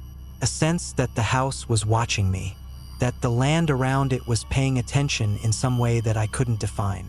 When I walked outside, the silence wasn't just absence of sound, it was presence of something else. When I tried to sleep, I could hear noises beneath the floor. Not animals, not settling, something slower, more deliberate. On the fifth night, after finding the ledger, I woke up at exactly 3:33 a.m. and the first thing I thought was, the water is rising. I don't know why I thought that. There was no water. The desert hadn't seen significant rain in weeks. But the thought was so vivid and so certain that I got out of bed and walked to the main room and looked at the floor, expecting to see puddles forming around my feet. The floor was dry. Of course it was. But in the center of the room, right at that lowest point my laser level had found, there was a dark patch I hadn't noticed before. A circle about 2 feet across where the tile was a slightly different color. Darker, damper looking, like something wet was seeping up from below.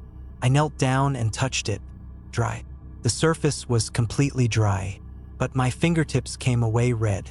Not bright red like blood. Darker, older, like rust or oxidized iron or clay that had been stained by something metallic. I washed my hands 3 times before the color faded. I called a geologist. His name was Richard Carver and he was based out of Alpine, about an hour and a half northeast. I found him through a Google search for desert hydrology experts and left a voicemail explaining that I had inherited a property near Presidio and wanted to understand the water table situation. He called back the next morning sounding interested. Presidio's an unusual area, he said. You've got the Rio Grande right there, but the water table inland is incredibly variable. Some spots you can drill 50 feet and hit nothing. Other spots there's water 6 feet down that nobody can explain. What do you mean nobody can explain? I mean it doesn't match the geological models. The Chihuahuan Desert should have a deep water table, but there are pockets around Presidio where groundwater appears at depths that don't make sense given the rainfall and drainage patterns. I've always wanted to study it more closely, but nobody's ever funded a proper survey. Would you be willing to come out and look at my property? He was quiet for a moment. What's the address? I gave him the coordinates and heard him typing. Wait, he said. Is this the Delgado homestead? Yes. How do you know it? Another pause. I've seen references to that property in some historical surveys. There were silver mines in that area in the 1890s, and some of the old records mention unusual groundwater behavior. Let me check my schedule. Richard arrived 3 days later in a dusty Jeep loaded with equipment I didn't recognize. He was younger than I expected, maybe early 40s, with the weathered skin of someone who spent most of his time outdoors. So, he said as he surveyed the homestead from the portal, this is the famous Delgado place. Famous. In certain circles. There's a paper from 1923 about the hydrogeology of the Presidio Basin, and it mentions this property specifically. The author was trying to explain why the water table here behaves differently than everywhere else in the region. He couldn't figure it out. Nobody since has managed to either. What did he notice that was different? Richard pulled out his phone and scrolled to a PDF. He wrote that the groundwater beneath the property exhibited what he called responsive behavior. It rose and fell in patterns that didn't correspond to rainfall or seasonal changes, almost like it was reacting to something. Reacting to what? He didn't know. And honestly, his methodology was pretty primitive by modern standards, so it might have been measurement error. But the readings I've taken remotely suggest there's something weird going on down there. Your water table is way higher than it should be given the local conditions. We spent the afternoon walking the property while Richard took measurements with various instruments I didn't understand. He drove metal rods into the ground at regular intervals and attached sensors and took readings on a tablet. He had me show him my grandmother's maps, and his eyebrows went up when he saw the marked mine shafts. These are accurate, he said. Better than accurate, actually. Most of these shafts aren't on any official survey I've seen. How did your grandmother know where they were? She lived here for 60 years. I guess she just knew the land. He compared the maps to his tablet readings. The groundwater concentrations match almost exactly with the shaft locations. Whatever's down there is connected to the hydrology somehow. Connected how? He shook his head. I'd need to do actual subsurface imaging to tell you. Ground-penetrating radar, maybe seismic testing. It would take a full survey crew and significant funding. But you think there's something unusual here? Richard looked at me with an expression I couldn't quite read. I think your grandmother's maps show features that shouldn't exist. I think the water table behaves in ways that shouldn't be possible. And I think this property has been attracting scientific curiosity for over 100 years without anyone ever figuring out what's going on. He paused. So yes, I think there's something unusual here. I just don't know what. After Richard left, I went back to the ledger. I had a theory forming. Something about the relationship between the obligations documented in the ledger and the water behavior Richard had described. The original compact had specifically mentioned water access. The founding families had agreed to contribute to the land in exchange for reliable water in a desert environment. What if it worked? What if whatever ritual or procedure or obligation the families had been performing for over a century actually did something to the water table? Not through any mechanism science could explain, but through something older? Something that predated European settlement? I thought about what Richard had said. Methods passed down from those who lived here before European settlement. The original compact referenced knowledge from people who had lived in this region for thousands of years before the Delgados and Ochoas and Cuevas families ever arrived. What had those people understood about this land that modern science couldn't explain? I started searching for information about the indigenous peoples of the Presidio region. The Jumano, the Apache, various other groups who had passed through or settled in this area over the centuries. Most of the historical records were fragmentary and filtered through European perspectives, but I found scattered references to certain sacred sites. Places where the land was believed to have special properties. Places where water emerged from stone that shouldn't have water in it. One source mentioned a Jumano belief about the desert having a memory, that certain locations could remember what had happened there and respond to human acknowledgement. Offerings, rituals, acts of recognition that the land was alive in some way that defied European categorization. The land remembers all agreements. I closed my laptop and sat in the dark for a long time. The next morning, I drove out to the coordinates from the pending entry in the ledger. The location Tomas Ochoa's name was associated with. 29.7284 minus 104.3891. It took almost an hour to find the exact spot because the terrain was rough and there was no road. I parked as close as I could and hiked the rest of the way using my phone's GPS.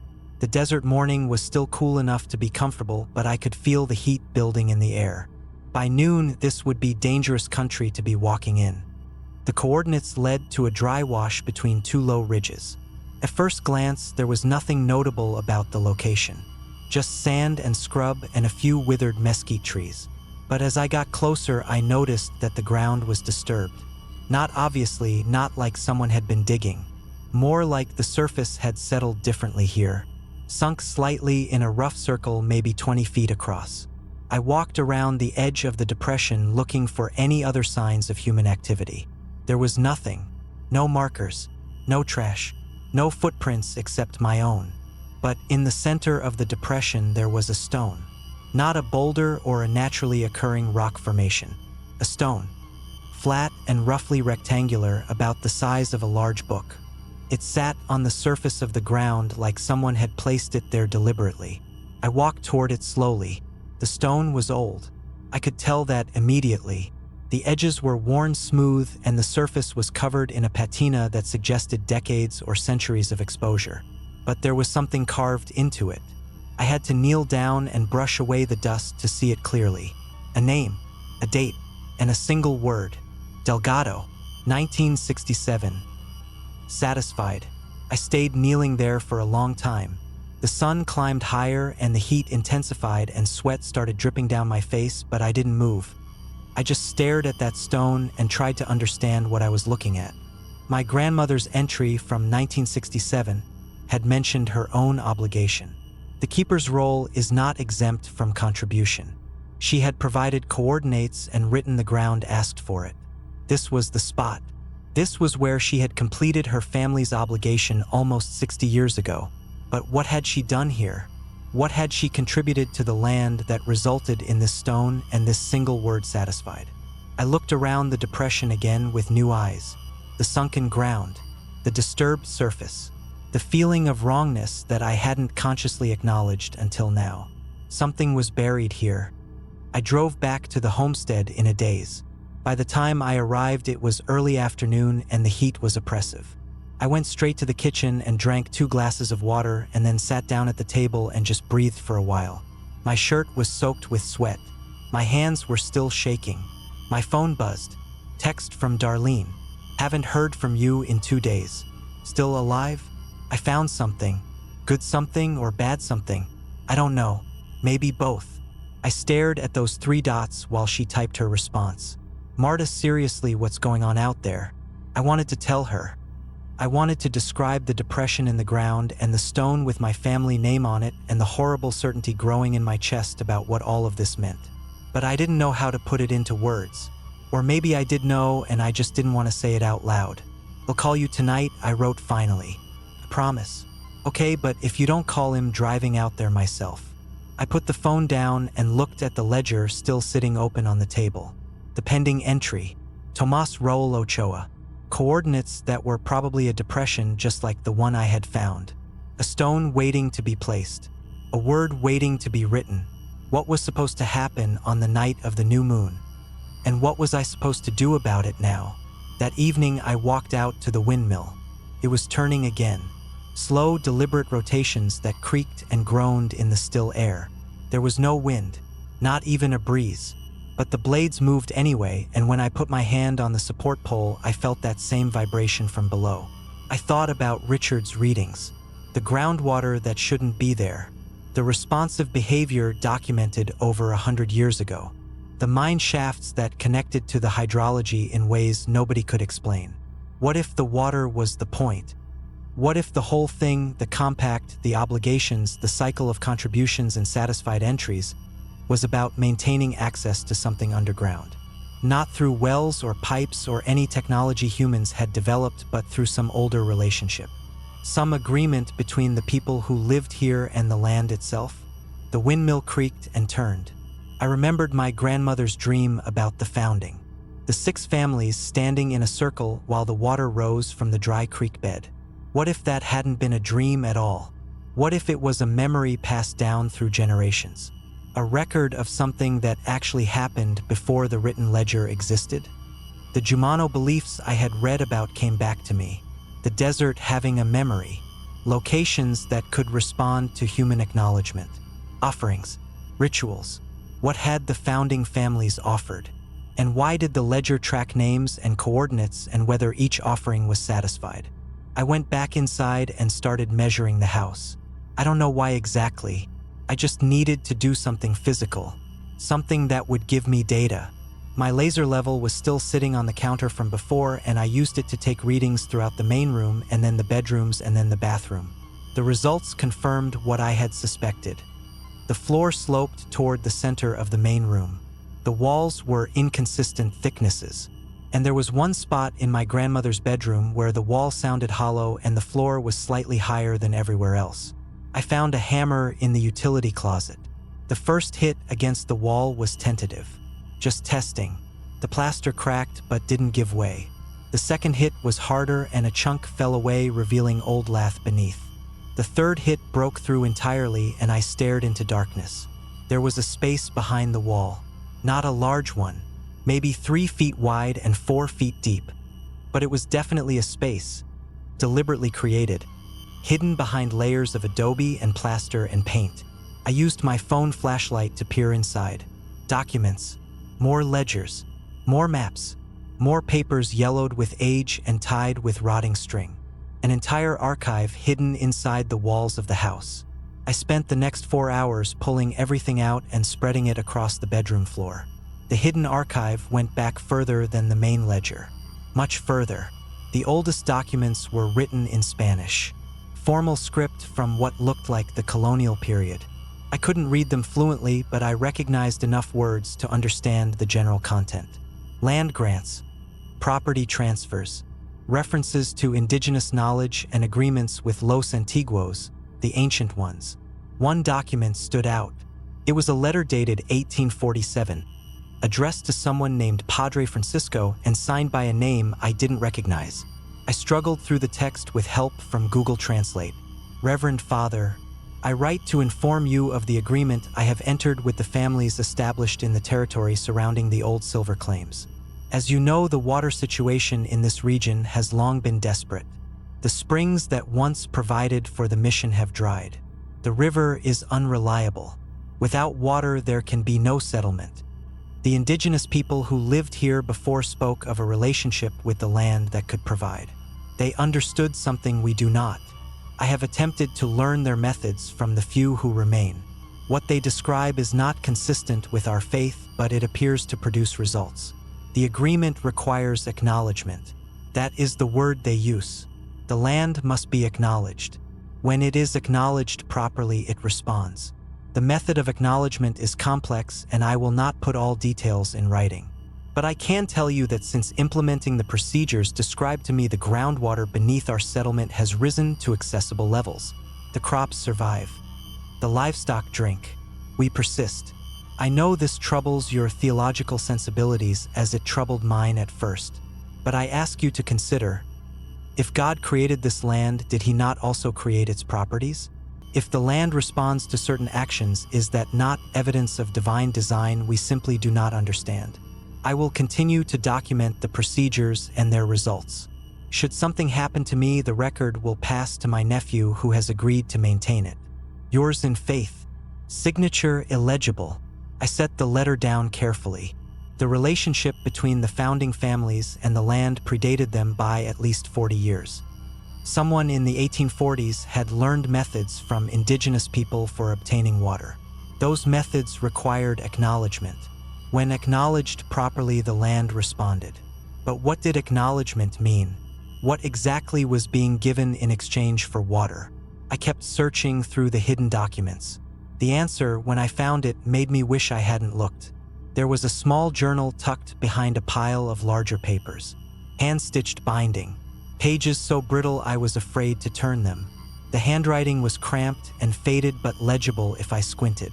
The first entry was dated March 1891. We have gathered as agreed. The 6 families whose claims border the central property have consented to formalize the arrangement passed down from name illegible, and before him from the indigenous peoples who first lived in this territory. The arrangement is as follows. The land requires regular acknowledgement of its nature. This acknowledgement takes a specific form. Every cycle, determined by certain signs which I will document separately, one family must provide a contribution. The nature of the contribution has evolved over time. Originally, it was animal sacrifice. Later, when the land demanded more, it became something else. I paused reading. My hands were trembling so badly I could barely hold the journal. I knew what the next sentences would say. I knew what I would find if I kept reading. Part of me wanted to stop, to put everything back behind the wall and pretend I had never found it. But I had spent my whole life organizing records, documenting truth. I couldn't look away from this. The contribution the land requires now is personal. Each family must designate one member per cycle. That member's obligation is to go to the designated coordinates on the specified night and remain there until dawn. They must stay in direct contact with the ground. They must not speak or move or resist. When the sun rises, they will be changed. Some return but are no longer fully present. Their minds have gone somewhere else while their bodies continue. Others do not return at all. The ground accepts them. In either case, the land is acknowledged and the water continues. We mark the location with a stone. We record the name and date and whether the contribution was satisfactory. May God forgive us for what we do to survive. I don't remember what happened in the hours after I read that journal. I know I was outside at some point because when I became aware of myself again, I was standing by the windmill in the dark. My phone said it was after midnight. I had no memory of walking there or of the hours that had passed since I found the hidden archive. The windmill was turning. Still, even though there was no wind, I looked up at the stars. The Milky Way stretched overhead brighter than I had ever seen it in the city. Beautiful, indifferent, a universe that didn't care what happened on this small piece of desert or what arrangements people made to survive. What did the land actually do to the people it accepted? The journal had said some returned but were no longer fully present. Others didn't return at all. What did that mean? Where did they go? Were they dead? Alive somewhere else? Absorbed into whatever mechanism made the water rise. I thought about my grandmother. 60 years of keeping these records. 60 years of documenting names and coordinates and whether the contribution was satisfactory. Had she known exactly what she was recording? Had she watched people walk into the desert and not come back? Her own entry from 1967. The keeper's role is not exempt from contribution. She had contributed too. Something had happened to her at those coordinates I had found this morning. She had touched the ground and remained until dawn, and somehow she had come back. Still present, still herself, or mostly herself. I remembered how she had seemed in her later years, distant sometimes, like part of her attention was somewhere else. My mother had attributed it to age, to living alone for so long, to the isolation of the desert. What if it was something else? What if part of her had stayed in the ground that night in 1967 and she had spent the rest of her life only partially inhabiting her own body? The next morning I called Tomas Ochoa. I had found his number in my grandmother's address book, an old rotary-style book with actual handwritten entries. His number was under Ochoa T with a note beside it. Current cycle obligation, needs guidance. He answered on the third ring. Marta Delgado, how did you know it was me? Nobody else would be calling from that number. Maria's been gone 3 weeks and you're the first person to use her phone since. I found the hidden archive. Silence on the line. I read the journal from 1891. I know what the obligations really are. More silence. Then a long exhale. I was wondering when you would find those. Your grandmother wanted me to wait until you were ready. Ready for what? For the truth. For understanding what we've all been doing out here for 130 years. People disappear, Tomas. People go to designated coordinates and they either come back wrong or they don't come back at all. That's what the ledger tracks. That's what satisfied means. Yes, and your name is in there. The pending entry. You were supposed to be the next contribution. Before my grandmother died. I know. How can you be calm about this? I heard him sigh. When he spoke again, his voice was tired. Marta, how do you think any of us survive out here? You've seen the desert. You've felt what it's like. No rainfall, brutal heat, no natural water sources for 50 miles except the river. And yet the 6 founding families have had reliable groundwater on our properties for over a century. Aquifers that shouldn't exist. Springs that appear where geologists say they can't. How do you think that happens? I don't. That doesn't justify. I'm not saying it's justified. I'm saying it's a transaction. The land gives something. We give something in return. It's been working since before any of us were born. Working? People are gone, Tomas. Generations of people have been absorbed or whatever happens. How is that working? Because the water keeps flowing. Because the crops grow. Because our families are still here after 130 years when every other settlement in this region dried up and blew away. He paused. Look, I'm not saying I like it. I'm saying I understand why my great-great-grandfather agreed to it. He had children to feed. He had livestock to water. He made a choice. And now you're making the same choice? The obligation has to be fulfilled. If it isn't, the water stops. Not just for my family, for all 6 families, and probably for Presidio itself at this point. The town's water table is connected to our properties. I sat down heavily on the kitchen chair. The ledger was still open in front of me. Tomas's name staring up at me from the page. My grandmother was supposed to oversee this. What does that mean exactly? The record keeper witnesses the contribution. They go to the coordinates with the person who's been designated. They stay nearby through the night. And they document what happens. What usually happens? Different things. Some people just fade, like they fall asleep and then they're not breathing anymore, but their bodies are relaxed and peaceful. Others seem to go somewhere. Their eyes stay open, but they're not seeing this world. They're seeing something else. And sometimes, he hesitated. Sometimes the ground opens. I don't know how to explain it better than that. The surface becomes soft. It accepts them. By morning, there's nothing left but the depression and the stone. I closed my eyes, thought about the depression I had found yesterday. The stone with my great-grandmother's name on it. The entry from 1967, when my grandmother fulfilled her own obligation. She came back. Yes, she was one of the ones who returned. What did that mean for her? Being changed. Tomas was quiet for a moment. She said it was like having one foot in two different worlds. Part of her was here, part of her was somewhere else. She could still function, still live her life, but she was never entirely present again. And you're willing to accept that? Either disappearing entirely or spending the rest of your life split between two realities. I've had 74 years knowing this was coming. I've made my peace with it. My father went when I was 12. His father went before him. It's what the Ochoa family does. His voice was calm, almost gentle. The question is what the Delgado family does. What do you mean? Your grandmother was the keeper. Now you are. The obligation is still pending.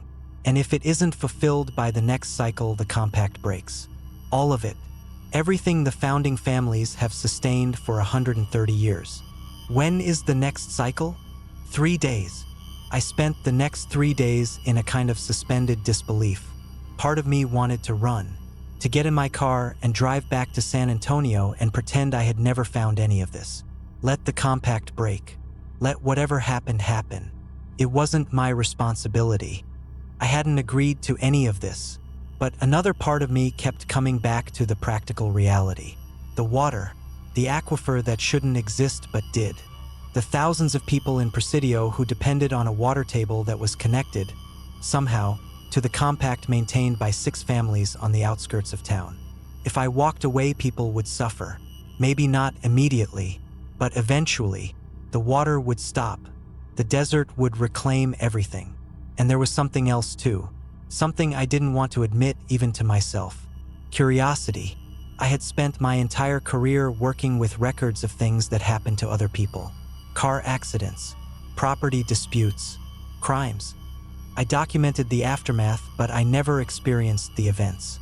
I was always outside, looking in, organizing other people's tragedies at a safe professional distance.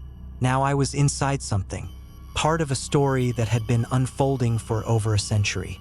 And despite everything, despite the fear and the moral horror and the obvious danger, some part of me wanted to know how it ended. I called Darlene twice during those 3 days, but I didn't tell her the truth. I made up stories about paperwork complications, estate issues, delays with the county recorder's office. She seemed to believe me, or at least she didn't push. Maybe she could tell I wasn't ready to talk. I also called the geologist Richard Carver. This time I asked him about the theoretical implications of his findings. If the water table here collapsed, I said carefully, what would happen? You mean suddenly? Like if something blocked the flow? Hypothetically. He was quiet for a moment. It would be bad. The properties in that region all share a connected aquifer system. If the source dried up, everything fed by it would fail within weeks. Wells would go dry. Crops would die. Livestock would need to be moved or sold. What about Presidio itself? The town's water supply comes from a different source technically, but there are connections. Some of the older neighborhoods still rely on wells that draw from the same table as the ranching properties. If that system failed, he paused. Look, I'm not trying to scare you. Water tables don't just collapse overnight. But if whatever's maintaining yours suddenly stopped working, you'd see effects within a month. Maybe faster depending on conditions. Whatever's maintaining yours. He didn't know how accurate that phrase was. On the morning of the 3rd day, I drove out to find Tomas. He wasn't at the feed store. The woman behind the counter said he had taken the day off. said it with a strange emphasis that made me think she knew more than she was saying. I found his house by asking at the gas station. Small adobe place about 5 miles out of town. Similar to my grandmother's homestead, but smaller. A truck sat in the driveway and smoke rose from a chimney even though the temperature was already climbing toward 100. He opened the door before I knocked. "Marta, I was wondering when you'd come. We need to talk about what happens tonight." He nodded and stepped aside to let me in.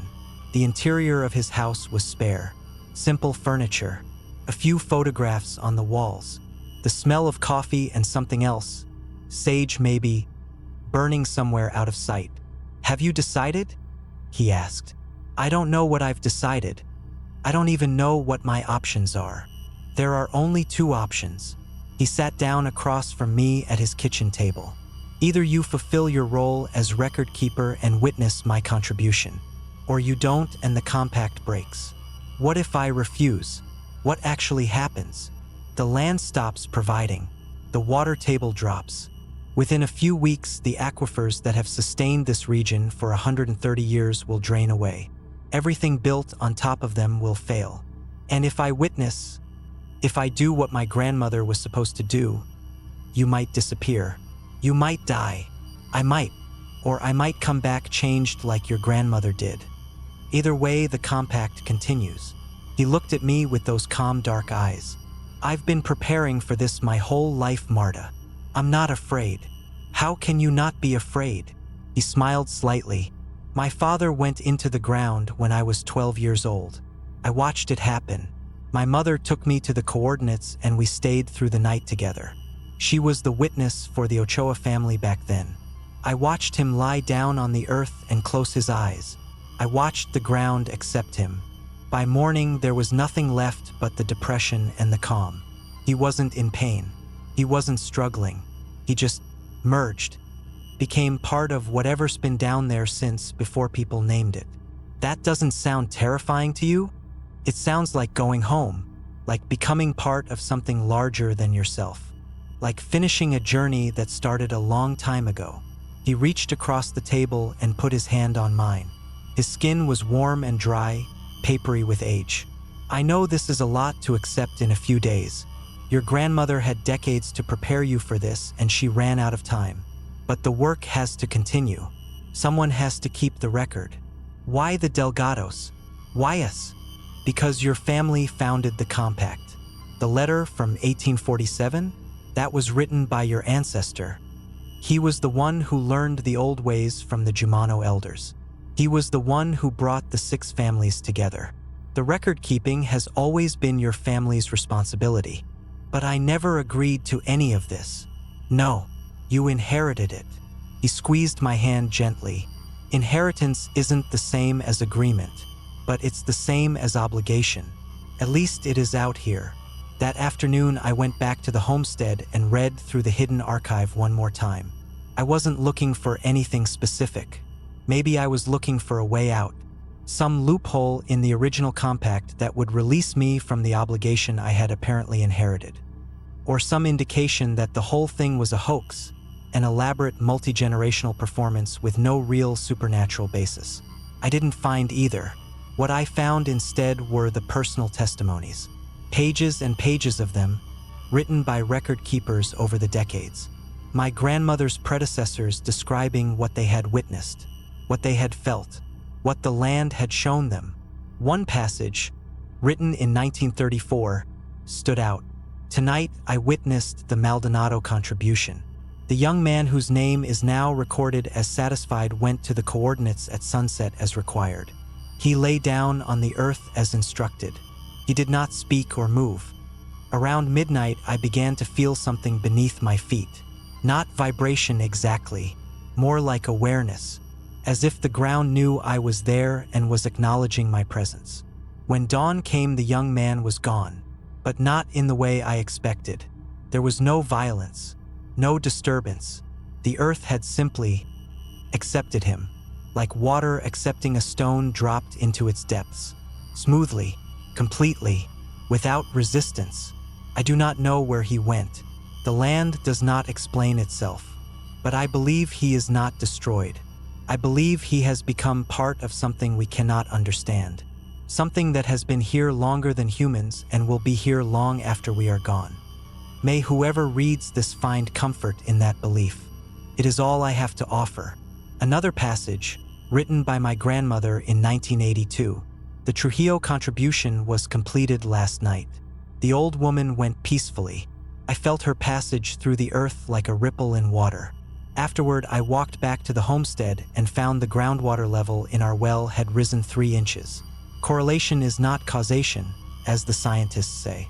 But out here we measure what we measure and record what we record. The water rises when the land is acknowledged. That is the truth we live by. At sunset, I drove to the coordinates in Tomas Ochoa's entry. He was already there when I arrived, sitting on a folding camp chair near the center of the depression. He had brought a lantern and a small bag that I assumed contained water and food for the night. The sun was going down behind the Chinades and the sky was doing that impossible color thing again. "You came," he said. "I came. You know what you have to do? Stay nearby. Watch. Document what happens. That's the technical requirement. But there's something else." He stood up and walked over to me. "You have to be present, Marta. Not just physically. Present in your attention, in your awareness. The land needs to know someone is witnessing. How will it know? It knows." He smiled that calm smile again. "It always knows." We didn't talk much after that. I set up my own chair about 20 feet away, outside the depression but close enough to see everything. Tomas walked to the center and arranged himself on the ground, lying on his back with his arms at his sides, facing the emerging stars. The temperature dropped as darkness fell. I wrapped myself in a blanket I had brought from the homestead and watched. Nothing happened for hours. Tomas lay motionless on the ground. I could see his chest rising and falling with slow, regular breaths. The stars wheeled overhead. The desert was quiet except for the occasional rustle of wind through the scrub brush. Around midnight, I started to feel it. Not vibration exactly. Richard, the geologist, had talked about the ground vibrating near the windmill. This was different. It was more like presence, as if something very large and very old had just become aware that I existed. I looked at Tomas. His eyes were closed, but I could tell he wasn't asleep. His breathing had changed. Slower, deeper, more rhythmic, like he was syncing with something I couldn't see. The ground beneath my chair felt different, softer somehow.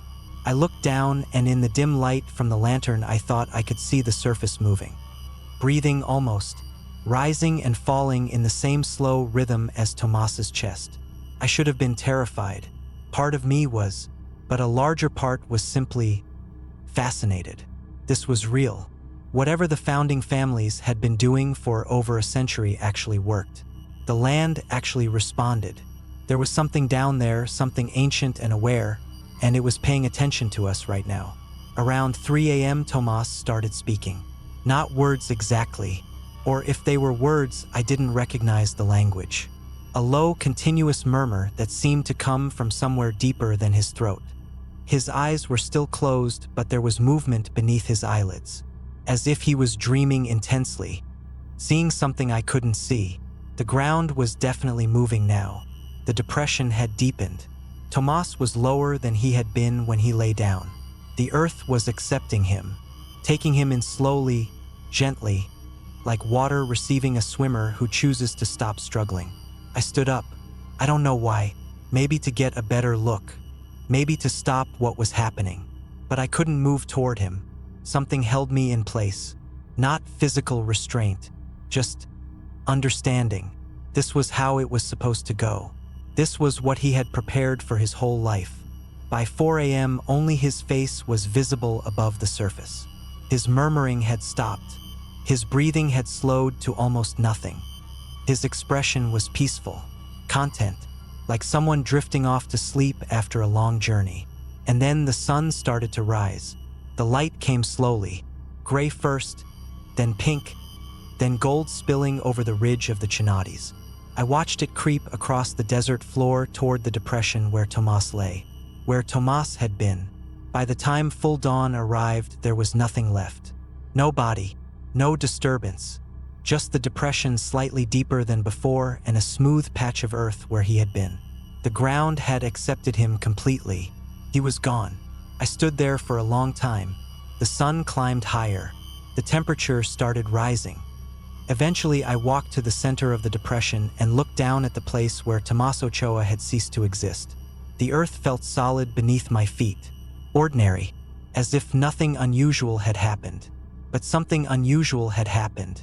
I had witnessed it. I had felt the presence beneath my chair. I had watched the ground accept a human being like water accepting a stone. And I understood, finally, why my grandmother had spent 60 years keeping these records. Not because she was evil. Not because she was a murderer. Because she had seen what I had just seen, and she knew that something much larger than human morality was at work here. Something that sustained an entire community. Something that required acknowledgement to continue. I walked back to my car and drove to the homestead. The ledger was still on the kitchen table where I had left it. I sat down and opened it to the last entry. Tomás Raúl Ochoa. Coordinates. Pending. Picked up a pen. My hand was steady. That surprised me. I expected to be shaking or crying or feeling some kind of moral revulsion. But what I felt instead was something like recognition. Like I had finally understood something that had been waiting for me to understand it. I crossed out pending and wrote in the margin, satisfied. August 2024. Witnessed by Marta Delgado, record keeper. Then I closed the ledger and put the pen down and went to check the well.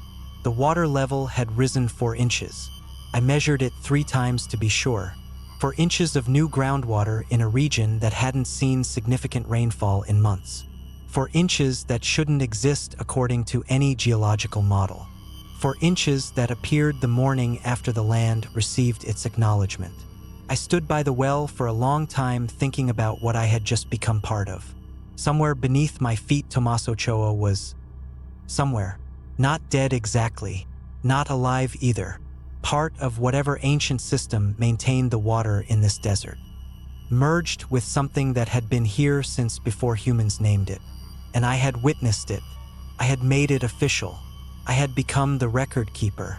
That was 3 months ago. I'm still at the homestead. I sold my apartment in San Antonio and moved my things out here permanently. The estate is settled. The property is mine now. And so is the ledger. I've read through the entire archive. Every document, every testimony, every name and coordinate and satisfied or pending entry. I understand the system now. The cycle, the rotation among the 6 families, the role of the Delgado record keepers. The next obligation comes due in 8 years. The Cuevas family's turn. I've already made contact with the current family representative, a woman about my age named Lucia. We've had careful conversations about what she knows and what she's prepared for and what will happen when the time comes. She's not afraid either, at least not in the way I expected. She's been preparing since childhood. Her mother witnessed her grandmother's contribution. The Cuevas family knows what's expected of them. I think that's what disturbs me most about all this. Not the supernatural element, not the way the ground opens and accepts people, but how normal it seems to everyone who grew up here. How matter-of-fact, as if this is just another aspect of desert life. Like drought and windstorms and the brutal summer heat. Something you account for, something you prepare for, something you accept. The water keeps flowing. The aquifers stay full. Presidio continues to exist in a landscape that should have dried up and blown away decades ago. And beneath the surface, something ancient waits for its next acknowledgement. I don't know if what we're doing is evil. I don't know if there's another way. The founding families made their choice 130 years ago, and everyone since has inherited the consequences. Including me. I'm the record keeper now. I document. I witness. I maintain the compact. And when my own turn comes, in maybe 30 or 40 years when the Delgado family's obligation cycles around again, I'll walk to the coordinates and lie down on the earth and let the ground decide what to do with me. Maybe I'll disappear like Tomás did. Maybe I'll come back changed like my grandmother. Either way, the record will continue. Someone after me will pick up the pen and write satisfied in the margin and check the well in the morning. That's how it works out here. That's how it's always worked. The land remembers all agreements. And now, I suppose, so do I. Darlene still calls every week. I tell her I'm fine. I tell her the paperwork is taking longer than expected. I tell her I've started to appreciate the quiet and the space and the way the desert light changes throughout the day. She doesn't believe me entirely. I can hear it in her voice, but she doesn't push. Maybe someday I'll tell her the truth, or maybe I'll keep it to myself.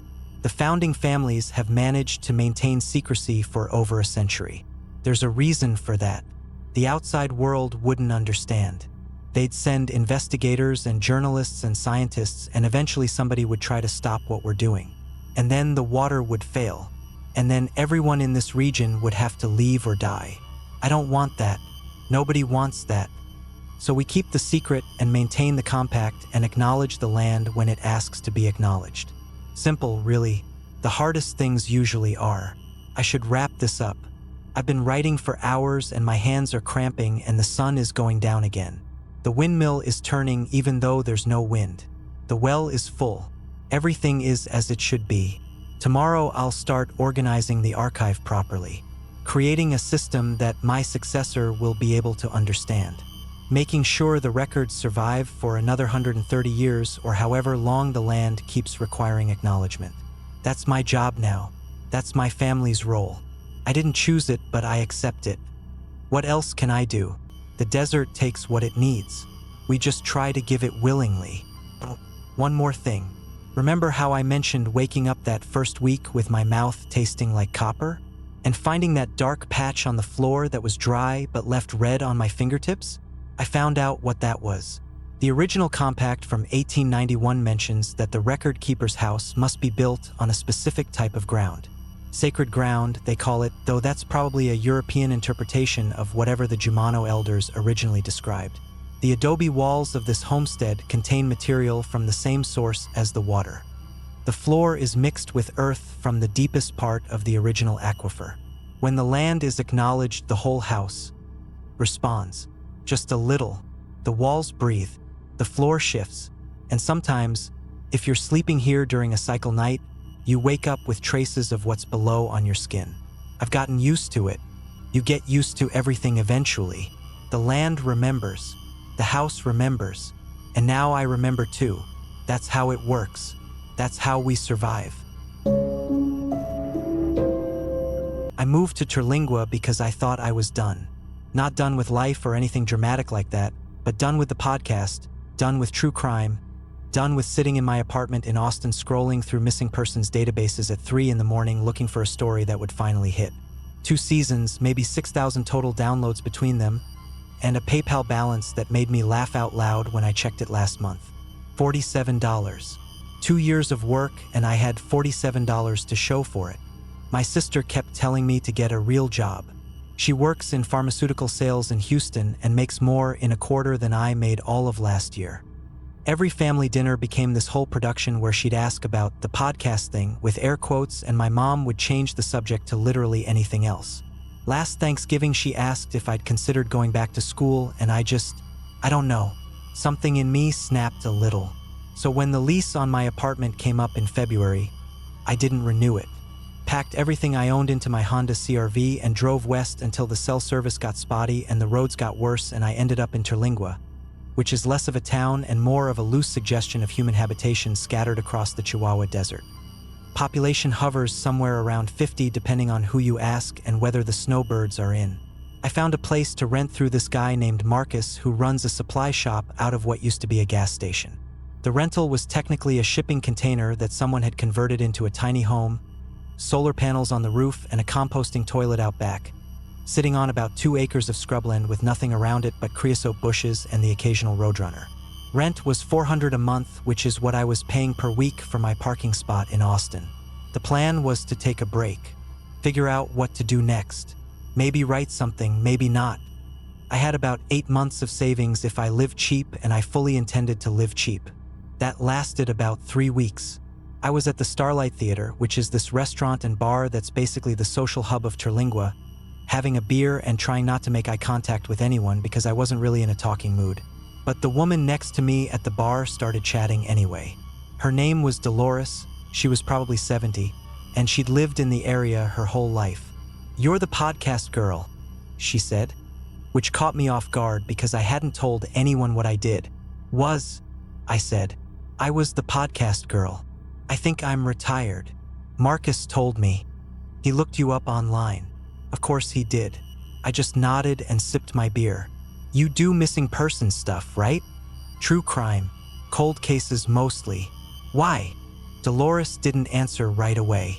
She was drinking whiskey neat and she finished the glass before she said anything else. "There's stories around here.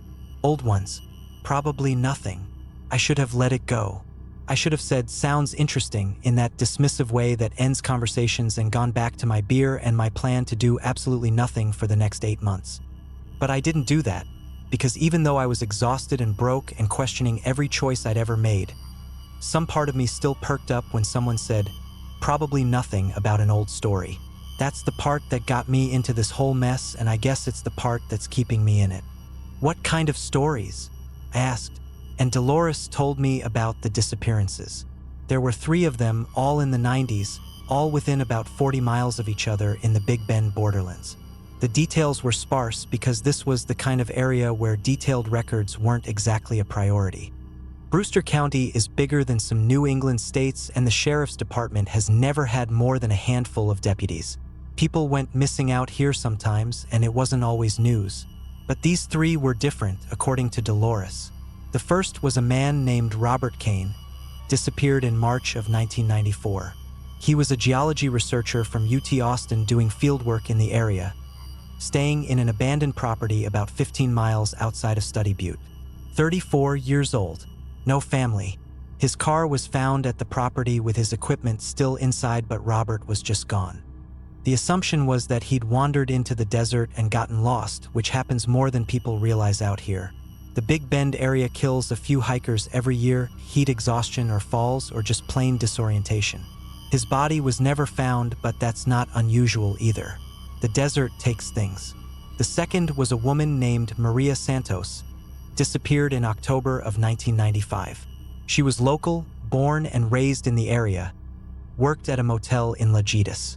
41 years old, no kids, divorced. She was last seen heading to check on a rental property her family owned out near Terlingua Abajo, about 20 miles from where Robert Kane vanished. Same story. Car found at the property. Maria gone. No sign of struggle or foul play, just vanished. The third was a man named Theodore Bell, disappeared in July of 1997. He was a photographer working on some kind of art project about ghost towns in the Southwest. 52 years old, from Albuquerque, supposedly known in certain artistic circles, though I'd never heard of him. He was staying at an abandoned mining claim about 25 miles east of Study Butte. His rental car was found at the property with his camera bag inside, but Theodore himself was nowhere. 3 people, 3 different properties, 3 disappearances over 3 years. And the police just wrote them all off? I asked Dolores. "There's not exactly a lot of resources out here," she said. "People vanish in the desert. It's tragic, but it's not uncommon. Search teams went out each time, but you gotta understand, we're talking about hundreds of square miles of nothing. If someone walks into that and doesn't want to be found, or can't be found." She shrugged and ordered another whiskey. "But you don't think that's what happened?" I said. Dolores was quiet for a long moment. "I think there's something that connects them that nobody ever figured out. Something that maybe somebody with fresh eyes and time on their hands might be able to see." "What makes you think they're connected at all?" She looked at me with something in her expression I couldn't quite read. "Because of the voicemails." I felt something then, a tightness in my chest that I recognized from the early days of working on stories, back when I still got excited about a lead instead of just hoping it would pan out. I tried to stay casual, but I probably wasn't fooling anyone. "What voicemails?" According to Dolores, each of the 3 missing persons had made a phone call on the night they vanished. Robert Kane called his department secretary at UT. Maria Santos called her ex-husband in Alpine. Theodore Bell called his gallery manager in Santa Fe. None of them answered at the time, so each call went to voicemail. And here's the thing that made me sit up straight on my bar stool. The voicemails were identical. 15 seconds of wind. And underneath the wind, barely audible, a child singing in Spanish. How do you know this? I asked. Were you involved in the investigation? My husband was a deputy back then, Dolores said. He worked all 3 cases. He never stopped thinking about them, not till the day he died. He used to play me those recordings, trying to figure out what the song was, what it meant. He had copies of all 3. Do you still have them? Dolores finished her second whiskey and stood up from the bar. She put a 20 on the counter, even though the drinks couldn't have cost more than $12 total. Come by my place tomorrow, she said. I'll see if I can find them. She gave me an address that was just a description of a road and a gate with a specific kind of cactus next to it, which is how directions work out here, and then she was gone. I sat at the bar for another hour, nursing my beer and thinking. My retired podcast was called Missing Threads, and the whole premise was that I looked for connections between cold cases that investigators might have missed.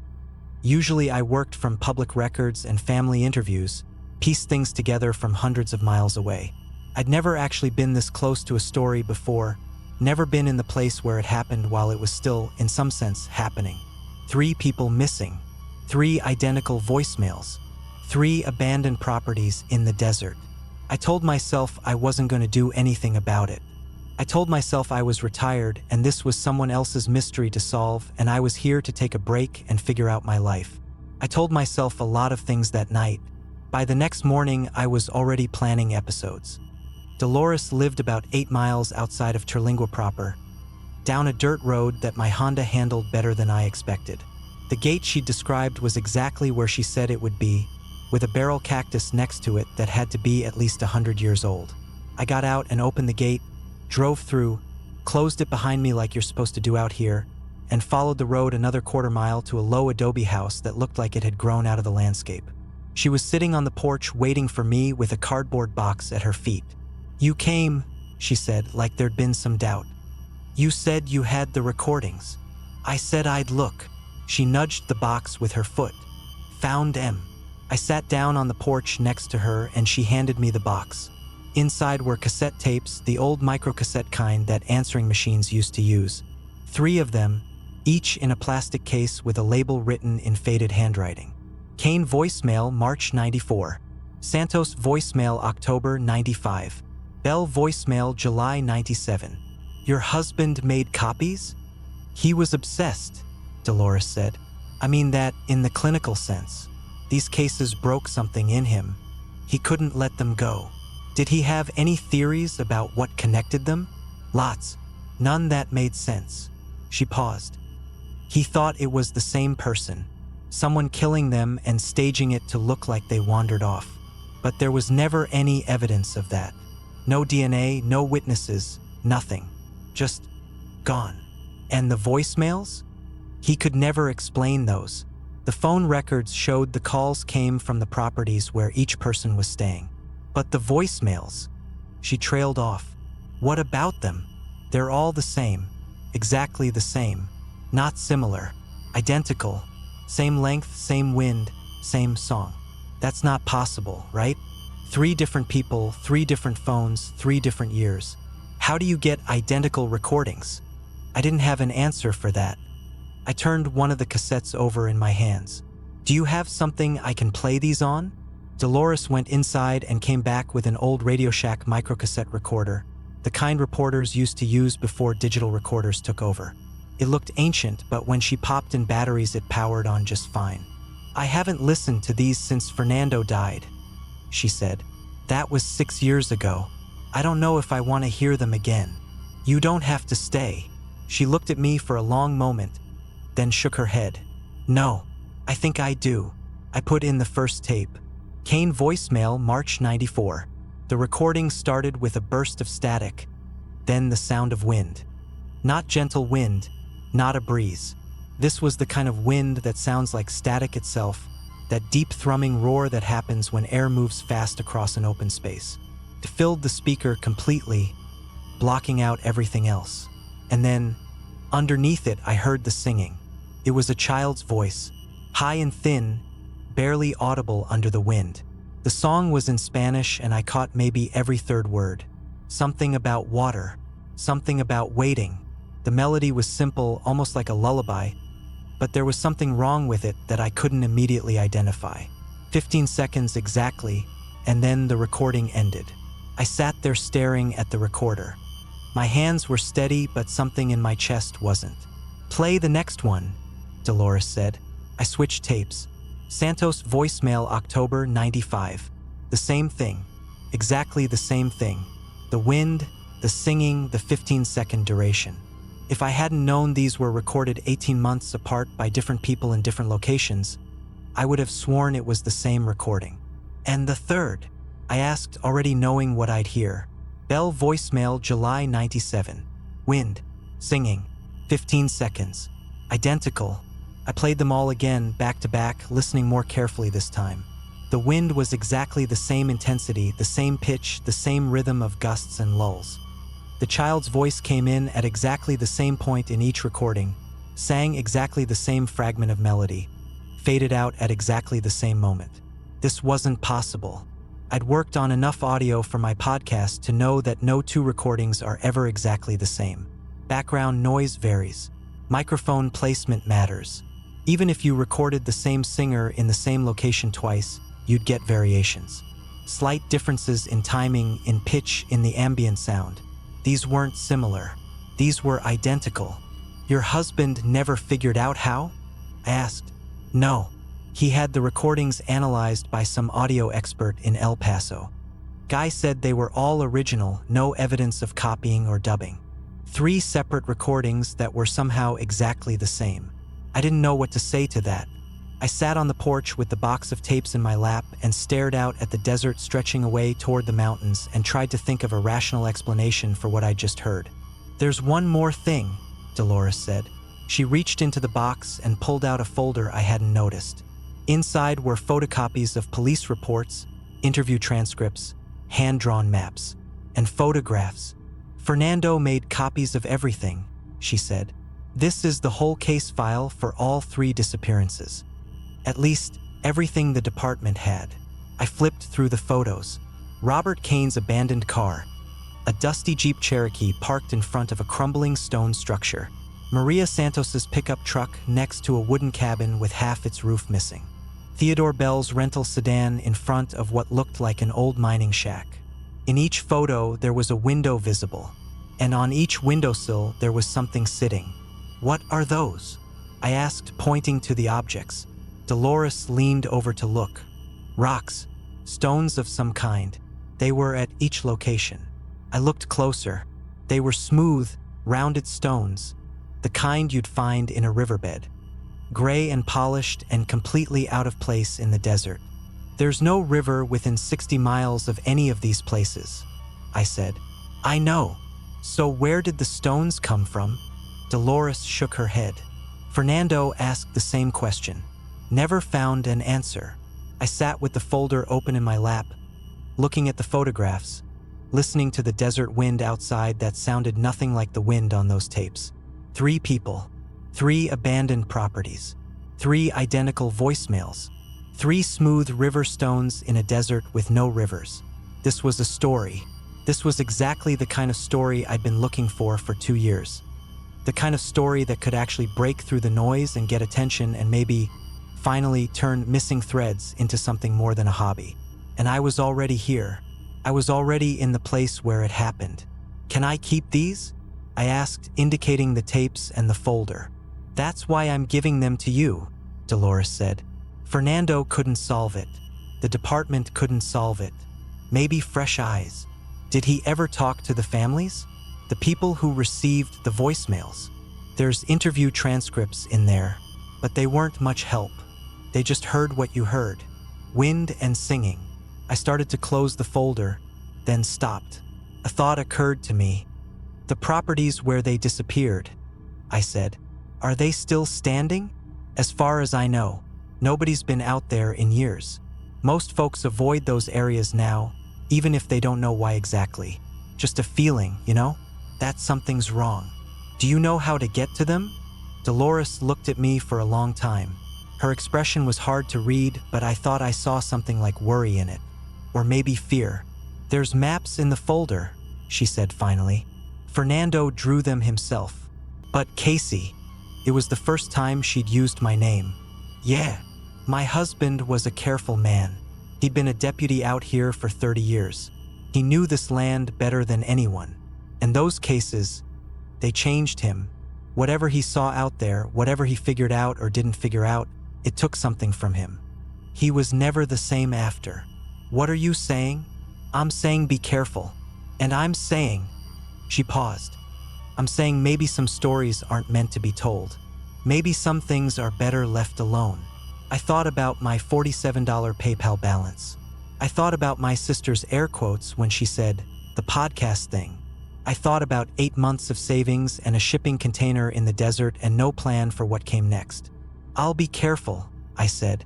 Dolores nodded like she'd expected that answer and wasn't happy about it. I know you will, she said. I just hope it's enough. I spent the next 3 days going through Fernando's case files in my shipping container home, making notes, creating timelines, mapping out the geography. The properties were scattered across about 40 miles of desert, but when I plotted them on a map, they formed a rough triangle with Terlingua at its center. The first property, where Robert Kane had vanished, was called the Kirkland Place. It had been an attempt at a ranch in the 1920s that failed like most attempts at ranching in this area failed, bought and sold a dozen times over the decades, eventually abandoned in the 1970s. Kane had been using it as a base for his geology fieldwork because it was cheap and remote and had a well that still produced water. The second property, where Maria Santos disappeared, was a cabin her family had owned since the 1950s. The Santoses had been in the area for generations, and the cabin had been used as a weekend getaway until Maria's father died and nobody wanted to deal with maintaining it. Maria had been going out there to inventory the property for sale when she vanished.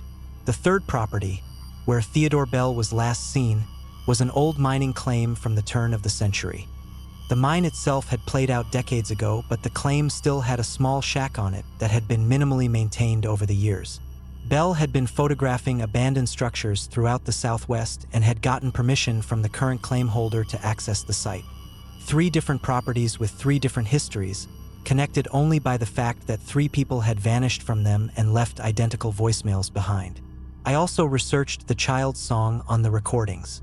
I played the tapes through my phone's voice recording app, cleaned up the audio as much as I could with free software, and spent hours trying to identify the melody. The Spanish was archaic, not modern Mexican Spanish, but something older, and the lyrics I could make out didn't match any lullaby or folk song I could find online. Agua que corre, Esperando, La Madre Viena, water that runs, waiting, the mother comes, that's all I could pick out. The wind obscured everything else. I also looked into what Dolores had said about the voicemails being analyzed. The audio expert in El Paso had written a brief report that was included in the case file. He'd confirmed that all 3 recordings appeared to be original, with no evidence of dubbing or copying, and that they were acoustically identical to within the margin of measurement error. His conclusion: I have no explanation for how 3 separate recordings made with different equipment at different times in different locations could produce identical audio signatures. This should not be possible under known acoustic principles. That phrase stuck with me. Should not be possible. On the 4th day, I decided to visit the first property. The Kirkland Place was about 15 miles outside of Study Butte, down a series of increasingly rough roads that tested my Honda's suspension. Fernando's hand-drawn map was surprisingly accurate, every turn and landmark exactly where he'd indicated. The man had known this land. I arrived around 10 in the morning. The property was exactly what I'd expected from the photographs. A crumbling stone structure that had once been a ranch house, surrounded by the remains of outbuildings that had collapsed into heaps of weathered lumber. The landscape was typical Big Bend desert, creosote bushes and ocotillo and the occasional yucca, with mountains rising in the distance. Robert Kane's Jeep Cherokee was long gone, of course, impounded decades ago and presumably junked, but the property itself looked largely unchanged from the photographs in Fernando's file. I parked and got out, bringing my recording equipment. Force of habit. I'd brought my Zoom H6 and a couple of external mics, telling myself I was just documenting for research purposes and definitely not already planning episodes. The main structure was small, maybe 500 square feet, with thick stone walls and a roof that had mostly survived. The windows were empty holes, the glass long since shattered by weather or vandals or just time. Inside, the floor was covered with debris, broken furniture, old newspapers, animal droppings. I moved carefully through the space, recording ambient sound and narrating my observations for future reference. The desert was quiet except for the wind, which was light today, nothing like the roaring gust on the voicemails. Then I found the window. It was on the east wall of the structure, one of the few windows where the frame was still intact.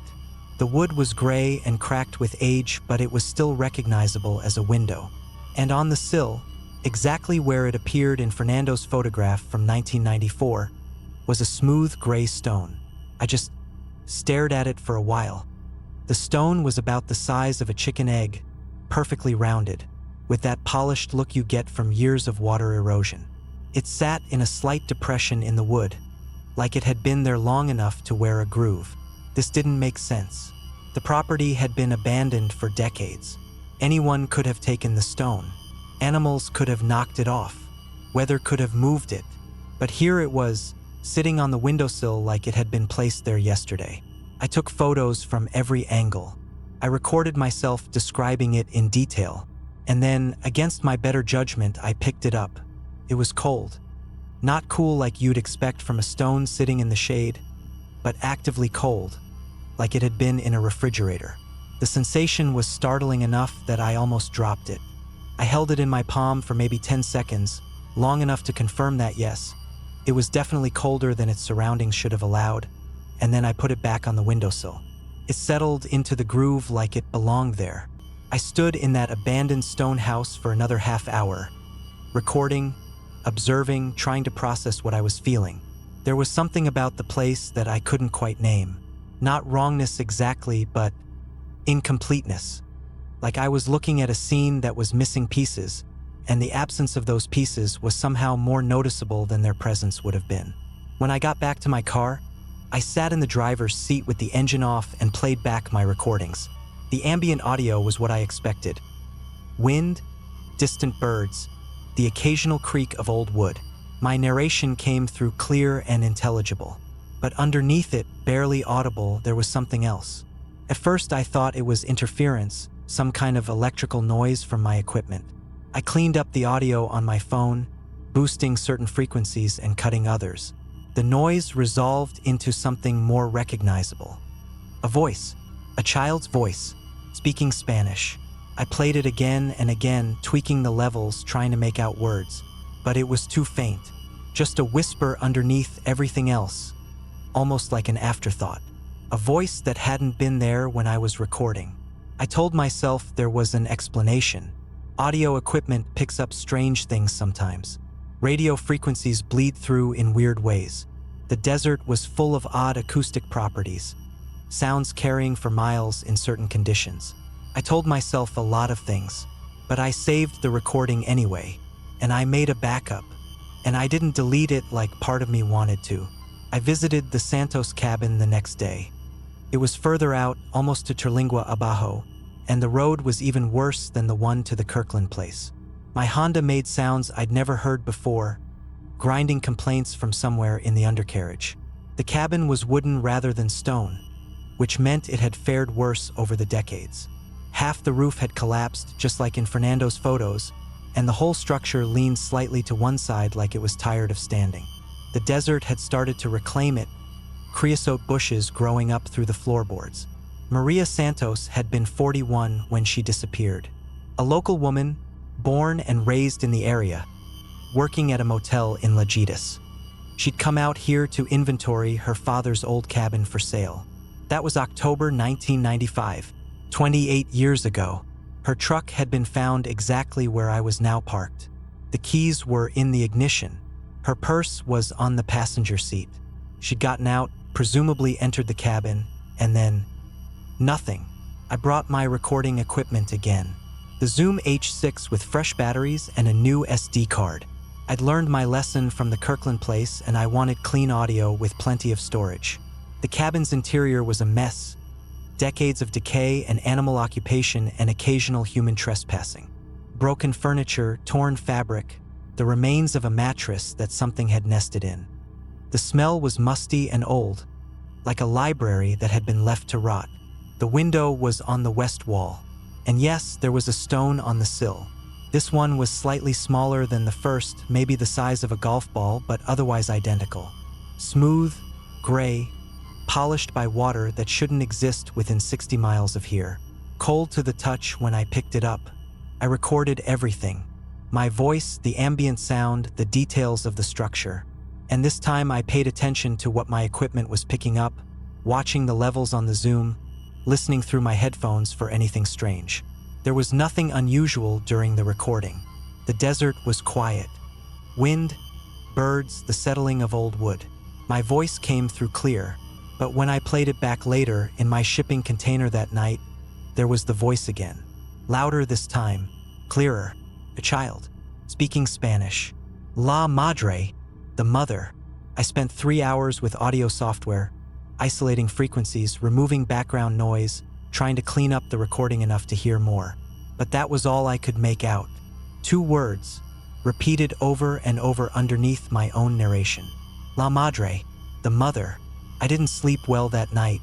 I kept waking up thinking I heard something, a voice or a song or wind that wasn't there. My shipping container felt smaller than usual, the walls closer, the ceiling lower. The darkness outside the windows was absolute. No light pollution out here, just stars and emptiness. Around 3 in the morning, I gave up on sleep and started researching. I searched for local folklore, legends from the Big Bend region, anything that mentioned children or mothers or smooth stones or singing. What I found was sparse and contradictory.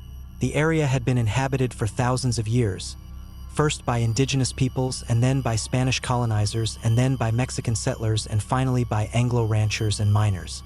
Each group had left their mark, their stories, their ghosts. But nothing I found matched what I was experiencing. There were stories about lost children, of course. The desert took them sometimes, same as it took adults. There were stories about La Llorona, the weeping woman who drowned her children and now wanders waterways looking for them. But La Llorona was associated with rivers and streams, not the dry desert. And the voice on my recordings wasn't weeping. It was calm, almost conversational. I found one reference that caught my attention, buried in an obscure academic paper about folk beliefs in the Texas-Mexico borderlands. It mentioned something called Las Piedras del Rio Muerto, the stones of the dead river. According to the paper, there was a belief among certain communities that smooth river stones could hold the essence of those who had drowned, and that placing them on windowsills would allow the spirits to look out at the world they'd left behind. The paper was from 1978 and the author had died in 1986. I couldn't find any other references to the belief, but it was something. Smooth stones, windowsills, water. I thought about the voicemails, wind and a child singing about water, about waiting, about the mother coming, water that runs, waiting, the mother comes. At 5 in the morning, I finally fell asleep, my laptop still open on the bed beside me, and I dreamed about a river that wasn't there anymore. The third property was the old mining claim where Theodore Bell had vanished. It was the furthest out, almost to the eastern edge of Brewster County, and the road to get there barely qualified as a road. More like a suggestion that vehicles had once traveled this way and might do so again if they were persistent. My Honda made it barely. The check engine light came on about 2 miles before I reached the property and stayed on for the rest of the trip. The mining shack was smaller than I expected, maybe 200 square feet, built from corrugated metal and rough-cut timber. The mine entrance was about 50 yards away, a dark hole in the hillside blocked by ancient boards that had rotted through in places. Warning signs had been posted at some point, but they'd faded to illegibility. Theodore Bell had been 52. A photographer from Albuquerque, working on a project about ghost towns. He'd gotten permission from the claim holder to access the site and had been planning to spend several days photographing the structures. His rental car had been found exactly where I was now parked. His camera bag was inside, along with several rolls of undeveloped film. The film had been processed during the investigation, but the images were unremarkable. Landscapes, abandoned structures, the kind of artistic documentation Bell was known for. The last photo on the roll was of the mining shack's window. I saw the stone before I even entered the structure. It was sitting on the windowsill, visible through the glassless frame. A smooth gray oval about the size of my fist. Bigger than the other two, but unmistakably the same type. I recorded everything. My approach, my observations, my growing unease. And yes, there was unease. Each property had felt stranger than the last, and this one was the strangest yet. The mine entrance seemed to pull at my attention, drawing my eyes back to it no matter where I looked. The air felt heavy, though the weather was clear and dry. The silence was the kind that felt intentional, like something had chosen not to make noise. I picked up the stone, cold as expected, but this time there was something else. A vibration, so faint I almost convinced myself I was imagining it. A hum at the edge of hearing. I put it back on the sill and stepped away. That's when my phone rang. The sound was startling, alien in that silent space. I'd had no cell service for miles, but here was my phone ringing with an incoming call from an unknown number. I answered. Hello? Nothing. Just static. And underneath the static, wind. Hello? Who is this? The wind got louder, and underneath it, something else. A voice. A child's voice. I couldn't make out words. It was too faint, too distorted. But it was there. Someone was talking underneath that wind. I can't hear you, I said. You're breaking up. The call ended. When I checked my phone, there was no record of it. No missed call, no incoming call, nothing. My signal showed no bars. Exactly what you'd expect this far from any tower. I stood in that mining shack for a long time, looking at the stone on the windowsill, thinking about 3 people who had vanished and left identical voicemails behind. And I started to understand, dimly, why Dolores's husband had never stopped thinking about these cases. I drove back to Terlingua with the check engine light glowing and my mind racing. I needed to talk to someone, to process what I was experiencing, to hear a voice that wasn't strange and distant. I called my sister from the Starlight Theater parking lot, sitting in my car with the engine running because I couldn't make myself go inside yet. Hey, you busy? She texted back almost immediately. At work, what's up? Can you talk for a sec? The phone rang a moment later. Casey? What's wrong? You never call. Nothing's wrong. I didn't know how to explain. I'm working on something, a story, and it's getting weird. I thought you were taking a break from the podcast. I am, but I found something out here and I paused, trying to find words that wouldn't make me sound insane. There's these disappearances from the 90s.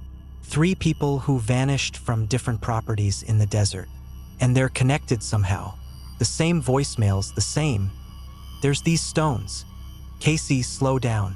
You're not making sense. I took a breath. I know I'm not. I'm in over my head maybe, and I don't know who else to talk to. There was a pause on her end. When she spoke again, her voice was different, softer. Are you okay? Like, actually okay? I don't know, I admitted. Something's happening out here and I don't understand it, and I'm hearing things. On the recordings. Voices that shouldn't be there. Casey, I know how that sounds. Come home. Whatever this is, it's not worth your mental health. Come back to Austin. Take an actual break. You can stay with me and Brian if you need to. I almost said yes. For about 5 seconds, the idea of leaving this all behind and going back to something normal was incredibly appealing. But then I thought about the stones, the voicemails, the voice on my recording saying La Madre over and over. I can't, I said. Not yet. There's something here and I need to figure out what it is. You don't need to do anything. You're not a cop, Casey. You're not an investigator. You make a podcast that like 6 people listen to. Ouch. I'm sorry, but it's true. This isn't your job. This isn't your responsibility. Whatever happened to those people in the 90s, it's been almost 30 years. Nobody's going to solve it now. Then why am I finding new evidence? I asked. Why is my recording equipment picking up voices that weren't there when I was recording? Why did I get a phone call in a place with no cell service? Silence on her end. Casey, what are you actually saying right now? I didn't have an answer. What was I saying? That something supernatural was happening? That the desert was haunted? That a child's ghost was trying to communicate with me through audio equipment? It sounded insane. It was insane. I don't know, I said finally. I don't know what I'm saying. I need to see this through, whatever it is. My sister sighed. You've always been like this. Once you get something in your head, nobody can talk you out of it. Is that a compliment or a criticism? Both. Neither. Just be careful, okay? And call me. Not just when you're freaking out. Just call me. Let me know you're still alive. I will. I promise. We said goodbye and I sat in my car for another 10 minutes, watching the sun set behind the Chizos Mountains, thinking about what I was doing and why I was doing it. Then I went inside and ordered a beer and started planning my next move. I spent the next week researching, not just online, but in person, talking to locals, visiting the Brewster County Courthouse, digging through old records. I told people I was writing a book about the history of the Big Bend region, which was a lie but a useful one. Nobody wanted to help a podcaster, but everyone wanted to help an author. What I found was confusing. The records for all 3 disappearances existed. I could pull the case files, read the reports, see the evidence photographs. Robert Kane, Maria Santos, Theodore Bell. 3 missing persons cases from the 90s, all still open, all still unsolved. But when I tried to find people who remembered them, who could tell me about them as human beings rather than case numbers, I hit a wall. I started with Maria Santos, since she'd been local. Her family had lived in the area for generations. Surely someone would remember her. I found her ex-husband's name in the case file, Carlos Reyes, resident of Alpine at the time of her disappearance. I tracked down a current address through property records and drove up to Alpine to try to talk to him. The house was a modest ranch style in a quiet neighborhood. An older man answered the door, probably mid-70s, with the weathered look of someone who'd spent his life outdoors. Mr. Reyes? Carlos Reyes. That's me. Can I help you? My name is Casey Brennan. I'm researching a book about the Big Bend region. I was hoping to ask you some questions about Maria Santos. The man's expression didn't change. He just looked at me with polite confusion. Maria who? Maria Santos, your ex-wife. She disappeared in 1995 from a property near Terlingua, Abajo. Carlos Reyes shook his head slowly. I'm sorry, miss. I don't know anyone by that name. I was married to a woman named Patricia for 42 years.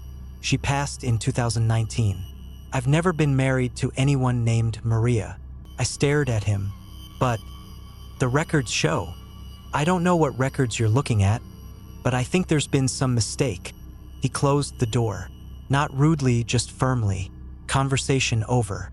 I sat in my car outside his house for half an hour, going through the case file on my phone.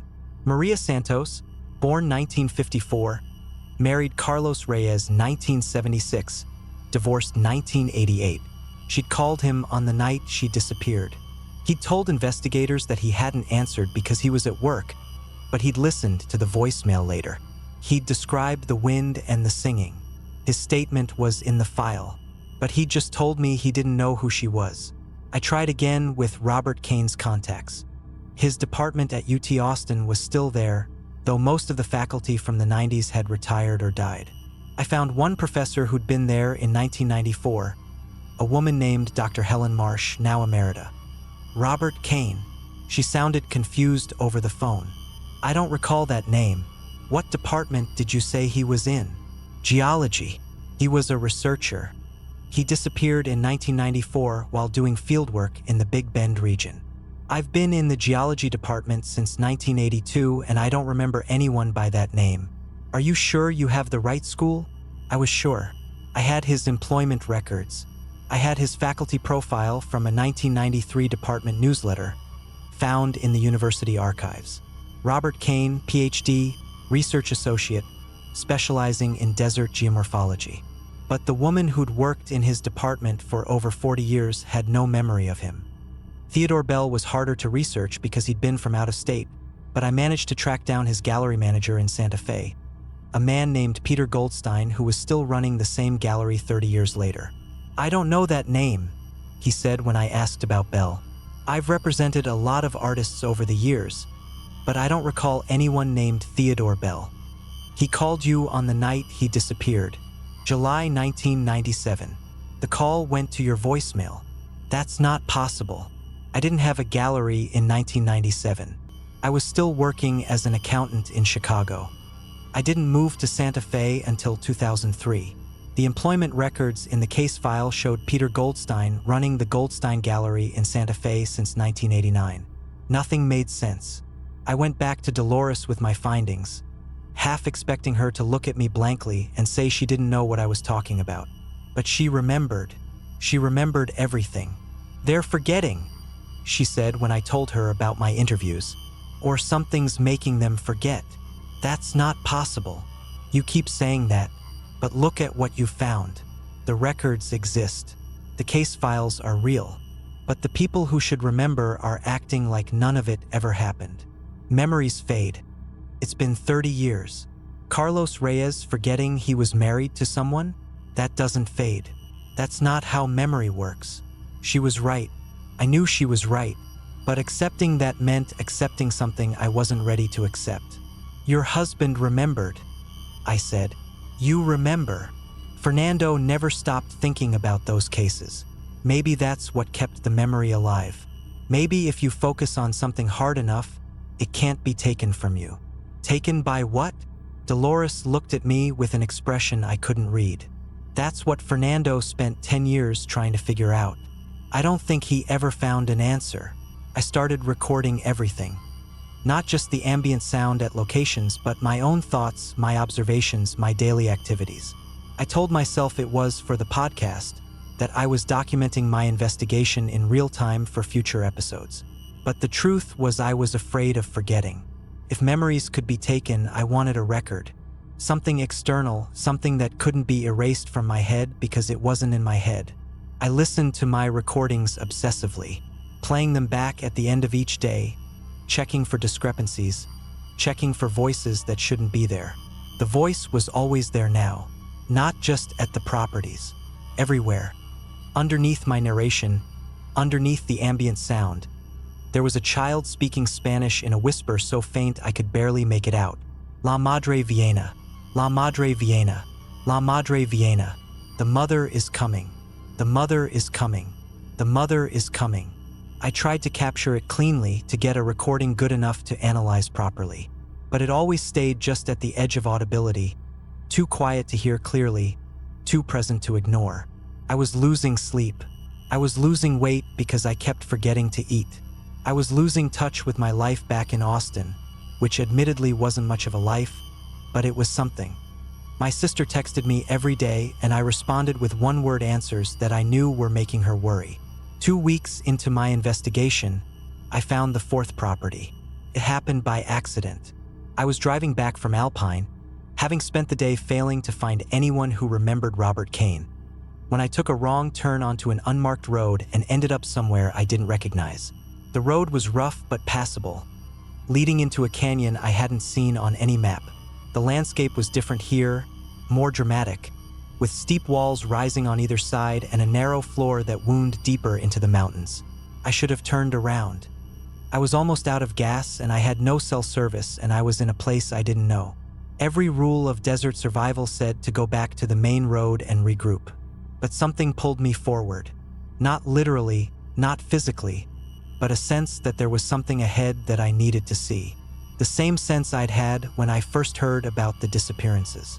The same sense that had kept me here despite every rational reason to leave. The canyon opened into a small valley after about 3 miles. And in the center of the valley, there was a structure. It was adobe, like Dolores's house, but older, much older. The walls were crumbling and the roof had collapsed completely, leaving just the outline of what had once been a building. Mesquite trees had grown up around it, their branches reaching through the empty window frames. I parked and got out, bringing my recording equipment. The valley was silent in that particular way that the desert had been silent at the other properties. Intentionally silent. watchfully silent. The structure had been larger than the others, maybe 1,000 square feet. A house rather than a cabin or a shack. I walked through what had once been rooms, picking my way around collapsed beams and piles of adobe brick, trying to imagine who had lived here and when. I found the window in what must have been the main room. It was on the south wall, facing the canyon I'd driven through. The frame was still intact. Somehow, ancient wood that had dried out and cracked but hadn't rotted away. And on the sill there was a stone, larger than the others, the size of both my fists together, smooth and gray and polished by water that had no business being anywhere near here. I didn't pick it up. I wasn't sure why, but something told me not to touch it. Some instinct that had kicked in too late for the others but was screaming now. I recorded everything. The structure, the valley, the stone. I talked into my microphone, describing what I was seeing, noting my location as best I could, making sure that if something happened to me there would be a record. The voice on my recordings was louder here, not just a whisper anymore, almost conversational. La Madre Viena. ¿Tú eres la madre? ¿Sabes dónde está? The mother is coming. Are you the mother? Do you know where she is? I played it back 3 times. The voice was clear now, unmistakable. A child, maybe 6 or 7 years old, speaking in that archaic Spanish I'd heard in the voicemails, and it was asking me questions. I should have left. I should have gotten in my car and driven back to Terlingua and packed up my shipping container and gone back to Austin and never thought about this place again. Instead, I spoke out loud to the empty valley. I'm not the mother. I don't know who the mother is. I'm just trying to understand what happened here. The silence stretched. Wind moved through the mesquite trees. My recording equipment continued its steady capture. And then, on playback, there was an answer. She went away. Long time ago. Everyone went away. I'm waiting. My hands were shaking as I listened. This wasn't possible. This wasn't happening. Voices didn't appear on recordings in response to questions. Dead children didn't talk to podcast researchers in the desert. Who are you? I asked the empty air. What's your name? I played back the recording. Under the wind, under the ambient silence, the voice responded. I don't remember my name. I don't remember a lot of things. I remember the water, and then I remember waiting. I've been waiting a long time. Water. There was that word again. Water in a desert with no rivers. Water where water shouldn't be. What water? What do you remember about the water? The river. The river that isn't here anymore. Mama said to wait by the river and she would come back. But the river went away and Mama didn't come back, and now I don't know where to wait. I sat down on a pile of collapsed adobe, my legs suddenly unwilling to support me. A river that went away. I thought about geology, about the way landscapes changed over time. Rivers did move. Rivers did dry up. The Big Bend region had been very different hundreds of years ago, thousands of years ago. How long have you been waiting? The pause was longer this time. When the voice came back, it sounded confused. I don't know. Time is strange. People come sometimes. I try to talk to them. I ask if they know where Mama went, but they don't answer. They just go away, like everyone else. 3 missing people. 3 people who had vanished from abandoned properties in the desert. 3 people who had left identical voicemails with wind and a child singing. Had they been answering questions too? Had they been talking to a voice that only appeared on recordings? A voice that asked about a mother who never came back? What happens when they go away? I don't know. I try to follow them, but I can't. I can only go where the stones are. Mama put the stones here before she left. She said they would help me wait. The stones. The smooth river stones on the windowsills, placed there by a mother who never came back to help a child wait. Wait for how long? And what happened to the people who found them, who touched them, who talked to the voice that lived underneath the recordings? I looked at the stone on the windowsill, large and smooth and impossibly cold. I have to go, I said to the empty air, but I'll come back. I'll try to help you. On playback, the voice sounded almost hopeful. You'll come back? Nobody comes back. I'll come back. I promise. I drove out of the valley as the sun was setting, my fuel gauge on empty, my hands still shaking on the steering wheel. I made it to a gas station in Study Butte on fumes and sat in the parking lot for an hour, listening to my recordings over and over. A child who had been waiting for a mother who went away. Stones placed on windowsills to help them wait. People who disappeared when they tried to answer the child's questions. This wasn't a missing persons case. This was something else entirely. And I was in the middle of it now, whether I wanted to be or not. I spent the next 3 days trying to research the fourth property. I drove back out to the canyon twice, getting GPS coordinates as precisely as I could, taking photographs, making notes. I searched through every historical database I could access, looking for records of habitation in that valley. What I found was fragmentary but illuminating. The valley had been part of a Spanish land grant in the 1750s. A family named Valdez had attempted to ranch there, one of many families who tried to make a living in this harsh landscape before modern infrastructure made it slightly more survivable. The records were sparse, but I found a reference to a tragedy. A flash flood in 1752 that had wiped out the Valdez family's main settlement. Flash floods are common in the Big Bend region even now. The same canyons that are bone dry for months can become raging torrents in minutes when storms hit the mountains upstream. People die every year, caught unaware by walls of water that appear from nowhere. The Valdez settlement had been near a seasonal river that no longer existed. Climate change, geological shift, centuries of erosion had altered the landscape beyond recognition. But in 1752, there had been water there. I found one other reference, buried in a church archive in Presidio. A baptismal record for a child named Esperanza Valdez, born 1745, and a notation from 1752, written by a priest who had visited the settlement after the flood. El pueblo fue destruido. No se encontraron sobrevivientes excepto una niña pequeña que estaba sentada junto al río seco, esperando a su madre que había ido a buscar ayuda a las montañas. La niña no quiso irse. Dijo que su madre lo había dicho que esperara. Dejamos comida y agua pero cuando volvamos al día siguiente la niña había desaparecido. The village was destroyed. No survivors were found except for a small girl who was sitting by the dry river, waiting for her mother who had gone to seek help in the mountains. The girl refused to leave. She said her mother had told her to wait. We left food and water, but when we returned the next day, the girl had disappeared. Esperanza Valdez, a child left waiting by a dry river for a mother who never came back. A child who disappeared in 1752, nearly 300 years ago.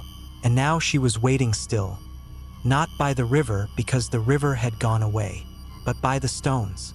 The smooth river stones her mother had placed to mark the spot. The stones that had somehow migrated over centuries to windowsills throughout the region, wherever people built structures and then abandoned them. The stones were anchors. The child was waiting, and everyone who found the stones, who touched them, who tried to answer the child's questions, they disappeared too. I understood now. I understood what had happened to Robert Kane and Maria Santos and Theodore Bell. They had found the stones. They had heard the voice. They had tried to help, to answer, to explain to a lost child that her mother wasn't coming back. And the child had followed them somehow into the places where the living couldn't follow. Or maybe the child had taken them, thinking that they might know where her mother had gone. I needed to stop.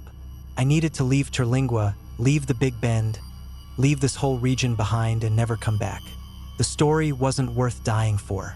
Nothing was worth dying for, but I couldn't stop, because now I had a fifth location to find. The 4 properties I'd visited formed a pattern. When I plotted them on a map, they made a rough quadrilateral with a clear center point.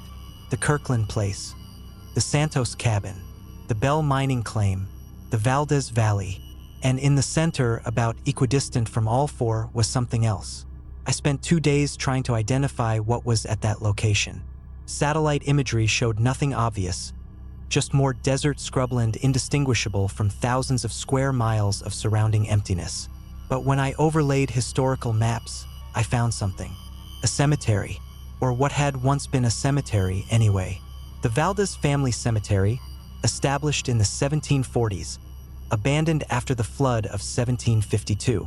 Nobody had been buried there since the tragedy. Nobody had maintained it for nearly 300 years. But it was still there, still marked on old survey maps, still sitting in the exact center of the pattern I'd drawn. I knew what I'd find there before I even went looking. The drive took most of a morning. The cemetery was deep in the desert, accessible only by a series of dirt roads that became progressively worse until they weren't really roads at all. My Honda scraped its undercarriage on rocks and plowed through sand and made sounds that told me I was probably going to need serious repairs if I ever made it back to civilization. But I kept driving. The cemetery was small, maybe a quarter acre, surrounded by what had once been a stone wall, but was now just a rough outline of fallen rocks. A few wooden crosses remained, weathered down to bare stubs. A couple of stone markers had survived, their inscriptions worn smooth by centuries of wind. And in the center of the cemetery, there was a structure.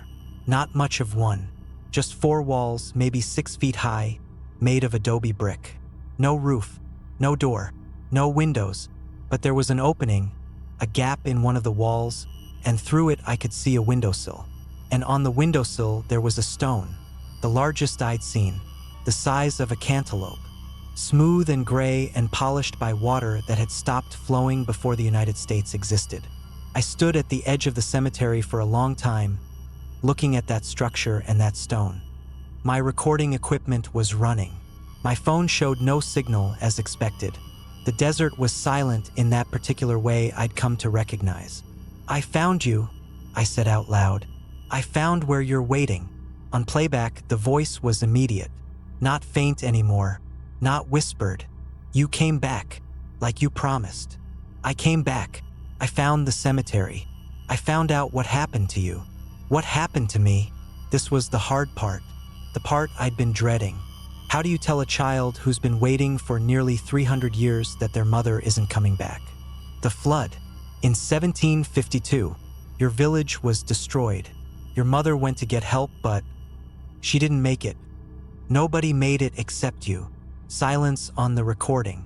When the voice came back, it was different, smaller. "Mama died. Yes, a long time ago. I'm sorry, but she told me to wait. She said she would come back for me. She wanted to. She tried, but she couldn't." More silence. The desert wind moved through the cemetery, stirring dust and dead leaves. Somewhere in the distance, a bird called once and then was quiet. "I've been waiting a long time," the voice said finally. I know you have. The other people, the ones who found my stones. I thought they might know where Mama went. I tried to ask them, but they couldn't hear me, not really. They just got scared and went away. I tried to follow them, but I couldn't. I can only go where the stones are. What happened to them? The people who went away? I don't know. I tried to hold on to them, to keep them here so they could help me find Mama. But they slipped through, like water through fingers, like everything slips through. 3 missing people. 3 people who had slipped through while a child tried to hold on to them. Were they dead? Were they somewhere else, some between place where the living couldn't go? "I can tell your story," I said. "If you let me, I can make sure people remember you. Remember Esperanza Valdez, the girl who waited by the river. You know my name? I found it, in old records. Your name is Esperanza. You were baptized in 1745. I don't remember being baptized. I don't remember a lot of things. Just Mama and the river and waiting. Will you let me tell your story? Will you let me tell people what happened here?" The silence stretched longer this time. When the voice came back, it sounded different, thoughtful. "You would tell people about me? About Mama?" "Yes, that's what I do. I tell stories about people who have been forgotten. I make sure they're remembered. And people would hear? People would listen. Yes, my podcast doesn't have a lot of listeners, but yes, people would hear." Another pause.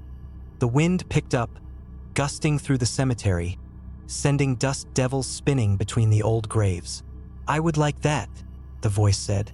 "I don't want to be forgotten. I don't want Mama to be forgotten. Then I'll tell your story. I promise. You promise. Like you promised to come back. Yes, just like that." I stood in the cemetery for another hour, recording, talking, asking questions. The voice told me about Esperanza's mother, about the river that used to run past their village, about the morning of the flood when Mama went to get help and never came back. It told me about waiting by the dry riverbed for days, for weeks, for longer, until time stopped meaning anything at all. It told me about the stones, smooth river stones that Mama had collected because they were pretty, placed on windowsills and tables and door frames throughout the village. When the village was destroyed, the stones remained, scattered across the desert, carried by animals or shifted by earthquakes or moved by some force that the voice couldn't explain. Each stone became an anchor, a place where Esperanza could wait because Mama had touched it, because Mama had loved it, because Mama had said to wait. And people built on those places. Ranches and cabins and mining claims, built over centuries by people who didn't know about the stones or the flood or the child who was waiting. And when those people touched the stones, when they felt the cold and heard the questions, some of them answered. Some of them tried to help.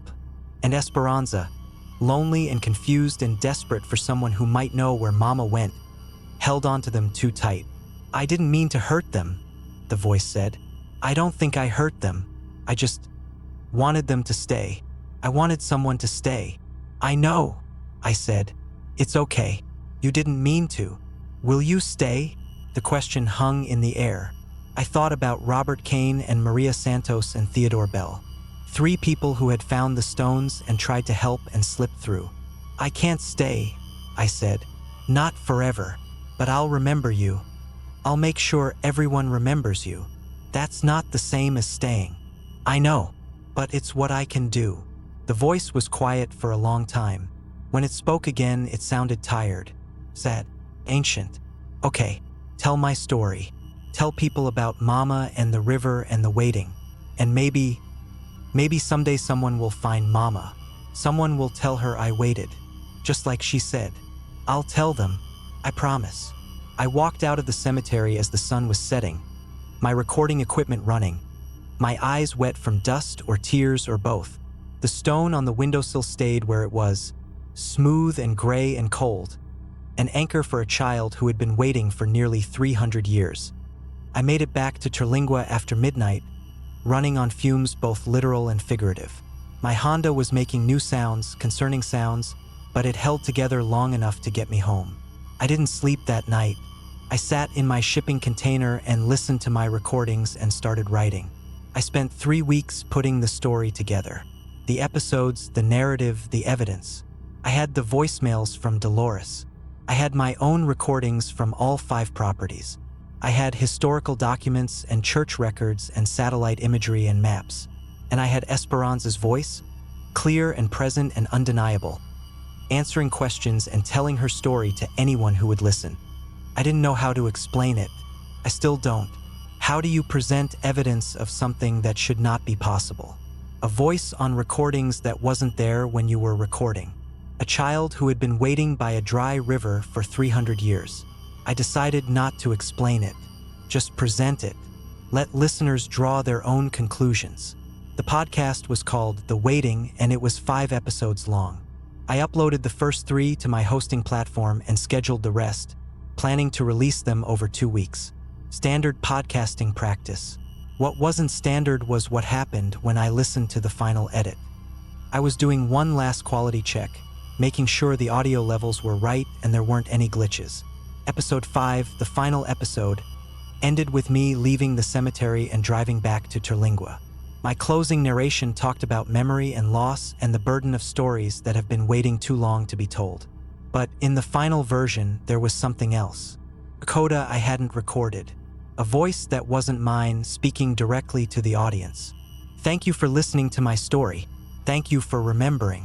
Mama said someone would come someday. Someone who could tell people what happened. I'm glad it was you." I listened to it 3 times. The voice was Esperanza's, unmistakable, speaking in English instead of Spanish, speaking directly to my audience, thanking them for something they hadn't done yet. I hadn't recorded this. The file had been edited and exported yesterday, and I hadn't touched it since. But here was this new audio, added somehow overnight, A ghost speaking directly into my podcast. I should have been scared. Maybe I was scared, but mostly I was moved. A child who had been waiting for 300 years finally got to say thank you. I kept the coda. Didn't change a thing.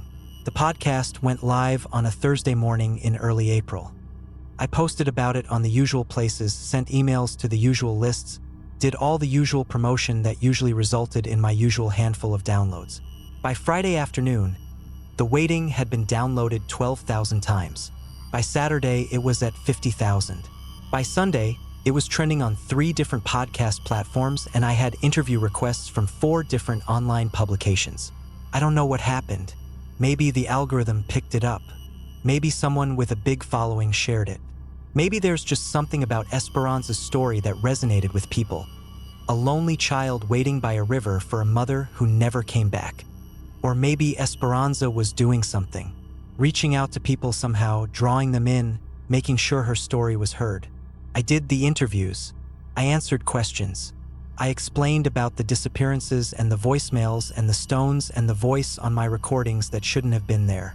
Most interviewers were skeptical but intrigued. A few were dismissive. One was genuinely moved to tears. But what do you actually think happened? They all asked eventually. Do you actually believe you were talking to a ghost? I didn't know how to answer that. I still don't. I believe I heard something, I usually said. I believe those recordings are real. What that means, I don't know. I'm not sure it matters. A child was waiting. Now people know about her. Maybe that's enough. The attention was overwhelming. I wasn't used to people caring about my work. I wasn't used to comments and emails and messages from strangers telling me how much the story affected them. I wasn't used to any of it. But I also noticed something strange. People were going to Terlingua. Not a lot, but enough. Podcast listeners who wanted to see the places I'd described. True crime tourists who thought they might find evidence I'd missed. Amateur investigators who wanted to solve the disappearances themselves. They were finding the properties. They were touching the stones. And a few of them weren't coming back. The first report came about a week after the podcast went viral. A woman from Dallas named Jennifer something, I don't remember her last name, drove out to the Big Bend region alone after binging all 5 episodes. She found the Kirkland place based on my descriptions and Fernando's maps, which I'd included as supplementary material. Big mistake.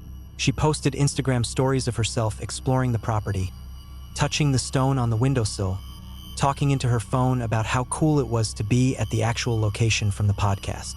Her last story was posted at 3:47 p.m. on a Wednesday. She said she was heading back to her car and would post more later. She was reported missing 3 days later. The second report came the following week. 2 college students from Houston, true crime enthusiasts, found the Santos cabin. They took TikTok videos of themselves doing investigation, which mostly meant walking around with flashlights and making scared faces at the camera. Their last video showed them finding the stone and arguing about whether to take it with them. They never posted again.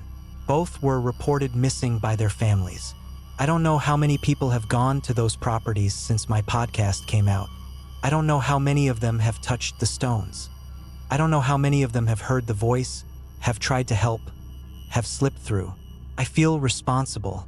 I feel like I did exactly what Esperanza wanted, drew people in, gave her new visitors to hold on to. But I also feel like, maybe that's okay? I don't know how to explain this. I don't know how to justify it. But when I listen to my recordings, when I hear Esperanza's voice asking about her mother, asking if anyone knows where she went, asking for someone to stay, I don't hear a predator. I hear a child. A lonely, confused, desperate child who doesn't understand why everyone keeps leaving. The people who disappeared. Maybe they're with her now. Maybe they're keeping her company while she waits. Maybe that's not the worst fate. Or maybe I'm just telling myself that because the alternative is too horrible to contemplate. My sister called me last night. She'd heard about the missing people, put 2 and 2 together. Casey, what the hell is going on? I didn't have an answer. People are disappearing because of your podcast. You understand that, right? You led them to those places. You gave them directions. I know. You have to take it down. Delete the episodes. Stop telling people where to go. I can't. What do you mean you can't? You uploaded it, you can take it down. I tried. After Jennifer disappeared, I went to my hosting platform to remove the episodes and they weren't there. Not the files I uploaded. They'd been changed, replaced with versions I didn't create. Versions with different content. What different content? Directions. Detailed directions to the properties. GPS coordinates, road conditions, best times to visit. Information I never recorded, never typed, never gave to anyone. Silence on the other end. Casey, that's not possible. I know. Someone hacked your account. Someone's messing with you. I changed my password, set up two-factor authentication. The changes keep happening. New versions of episodes appear overnight. Supplementary files appear that I didn't create. Maps, photographs, testimonials from listeners who claim to have visited the sites and had amazing experiences. Testimonials from who? I don't know. The names don't check out. The email addresses bounce. But the content looks real, looks legitimate, looks like exactly what someone would want to see if they were thinking about visiting. Casey, I think she's doing it. Esperanza, I think she figured out how the technology works. She's using my podcast to draw people to her, to bring them to the places where she can wait. That's insane. You hear how insane that sounds, right? I hear it. I also know what's happening. I know what I can and can't control anymore. My sister was crying. I could hear it in her voice, the catch in her breath, the way her words came out slightly wet. Come home, please. Whatever's happening, just come home. We'll figure it out together. I can't. I made a promise.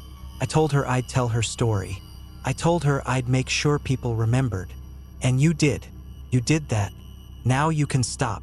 It's not that simple anymore. I'm part of it now. I touched the stones. I talked to her. I made promises. Casey, I love you. I'm sorry for how things turned out. Tell Mom I'm okay. Or tell her whatever you think she needs to hear. I hung up before she could respond. I felt bad about that, but I couldn't listen to her crying anymore. I couldn't keep explaining something I didn't understand myself. I'm writing this from my shipping container Interlingua. It's been 4 months since I uploaded the first episode of The Waiting. The podcast has over 2 million downloads now. It's been covered by major news outlets, discussed on social media, analyzed by true crime communities and paranormal investigators and academic researchers. 7 more people have been reported missing from the Big Bend region. Brewster County Sheriff's Department has put out warnings about visiting remote properties alone. They've asked me to take down the podcast. I've told them I can't. They don't believe me. The recordings keep appearing. New ones I didn't make. Esperanza's voice, talking to listeners directly now, asking them questions, thanking them for coming to visit, promising them that if they stay long enough they might find out what happened to her mother. I don't know what to do. I don't know how to stop something that I started but no longer control. But I keep thinking about Esperanza, about a little girl waiting by a dry river for 300 years, about a mother who never came back and a child who never stopped believing she would. She just wants someone to stay. That's all she's ever wanted. And maybe some of the people who visit her, who find her stones, who hear her voice, maybe some of them want to stay too. Maybe some of them are looking for something they can't find in the living world. Maybe some of them are ready to stop moving and wait for a while. I don't know if that justifies anything. I don't know if anything justifies what's happening. But I made a promise. I told her story. I made sure people remember. Whatever happens next, at least I did that. There's a stone on my windowsill now. I didn't put it there. I don't know how it got here. But when I woke up this morning, there it was, smooth and gray and cold to the touch. I haven't picked it up. I've been walking around it all day, moving carefully, trying not to brush against it. But sometimes I catch myself looking at it. Just looking, wondering. I've been here 4 months. My savings are running low. My sister isn't speaking to me. My podcast has become something I don't recognize, something I don't control. Maybe it's time to stop running. Maybe it's time to stay. I went to the cemetery again today, the fifth property, the center of the pattern. The stone on the windowsill was the same, large and smooth and waiting. I sat in front of it for a long time, hours maybe. The sun moved across the sky. Shadows lengthened. The desert was silent around me in that familiar, patient way. "I don't know what you want from me," I said out loud. "I told your story. I made sure people remember. What else can I do?" On playback, her voice was gentle, almost maternal. "You already did everything. You found me. You listened. You told people about Mama. That's more than anyone ever did. Then why is there a stone on my windowsill? Because you're special. Because you cared. Because I don't want to lose you like I lost the others." What happened to them? The missing people. The ones who touched the stones and slipped through. A long pause. They're here. With me. They keep me company while I wait. They tell me about the outside, about the things that have changed. They're nice, but they're not Mama. And you want me to join them? I want you to choose. The others didn't choose. They just faded. Slipped through because I held too tight. But you're different. You're awake. You know what's happening. So I can choose to stay or choose to leave. Yes, but if you leave, another pause. If you leave, the podcast keeps going. More people come. More people touch the stones. More people slip through. I can't stop it now. I don't know how. I sat with that for a while. The podcast had become something beyond either of us. A mechanism for drawing people in, for feeding a child's loneliness, for keeping an ancient grief alive. And if I stay, then maybe I can learn. Learn to be gentler. Learn not to hold so tight. You could teach me. You could help me understand why people can't stay. A child asking to be taught how not to hurt people. A ghost asking for help being less of a ghost. I didn't know what to say. I still don't. I'm writing this from the cemetery now. It's been 3 days since I came here and I haven't left. There's food in my car, water, enough to last another week maybe. My phone still has some battery, but there's no signal anyway. The podcast has uploaded 3 new episodes while I've been here. Episodes I didn't make, voices I don't recognize, content I can't control. Thousands of people are downloading them, commenting, sharing, making plans to visit. But the stone on my shipping container windowsill is gone. I checked remotely through my security camera, the one solar-powered camera that I set up to watch for intruders. The stone just disappeared. This morning it was there. This afternoon it wasn't. I think she's giving me time. Time to decide. Time to understand what I'm choosing. Stay and maybe I can help her. Maybe I can teach her not to hurt people. Maybe I can find a way to shut down the podcast, to stop the draw, to give her what she needs without taking from others. Leave and the mechanism continues. More people come. More people vanish. More stories end in desert disappearances with no explanation. It's not really a choice, is it? Dolores found my car yesterday. I don't know how she knew where to look, but she found it. Parked outside the cemetery, covered in dust. She didn't come inside the walls. Smart woman. She just stood at the gate and called my name. I didn't answer. I was inside the structure, sitting in front of the stone, listening to Esperanza talk about her mother, about the river, about the waiting.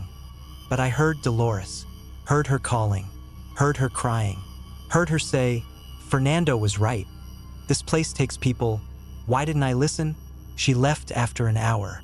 I watched her through the gap in the wall, an old woman walking back to her truck with her shoulders shaking. I should have answered. I should have gone out and told her I was okay, that I was choosing this, that someone needed to stay and try to fix what had been broken.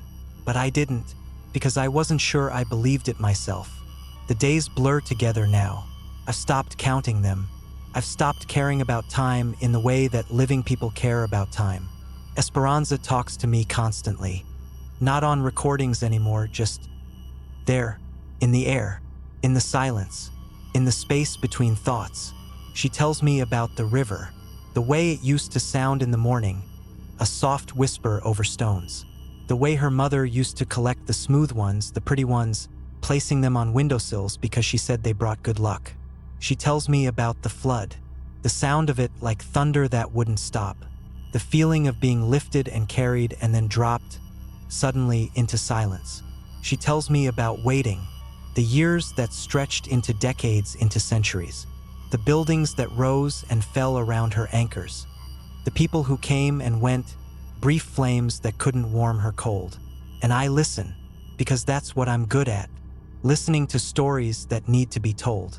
I found something yesterday, a record, scratched into the stone of the structure's wall. Letters in archaic Spanish, partially worn away but still legible.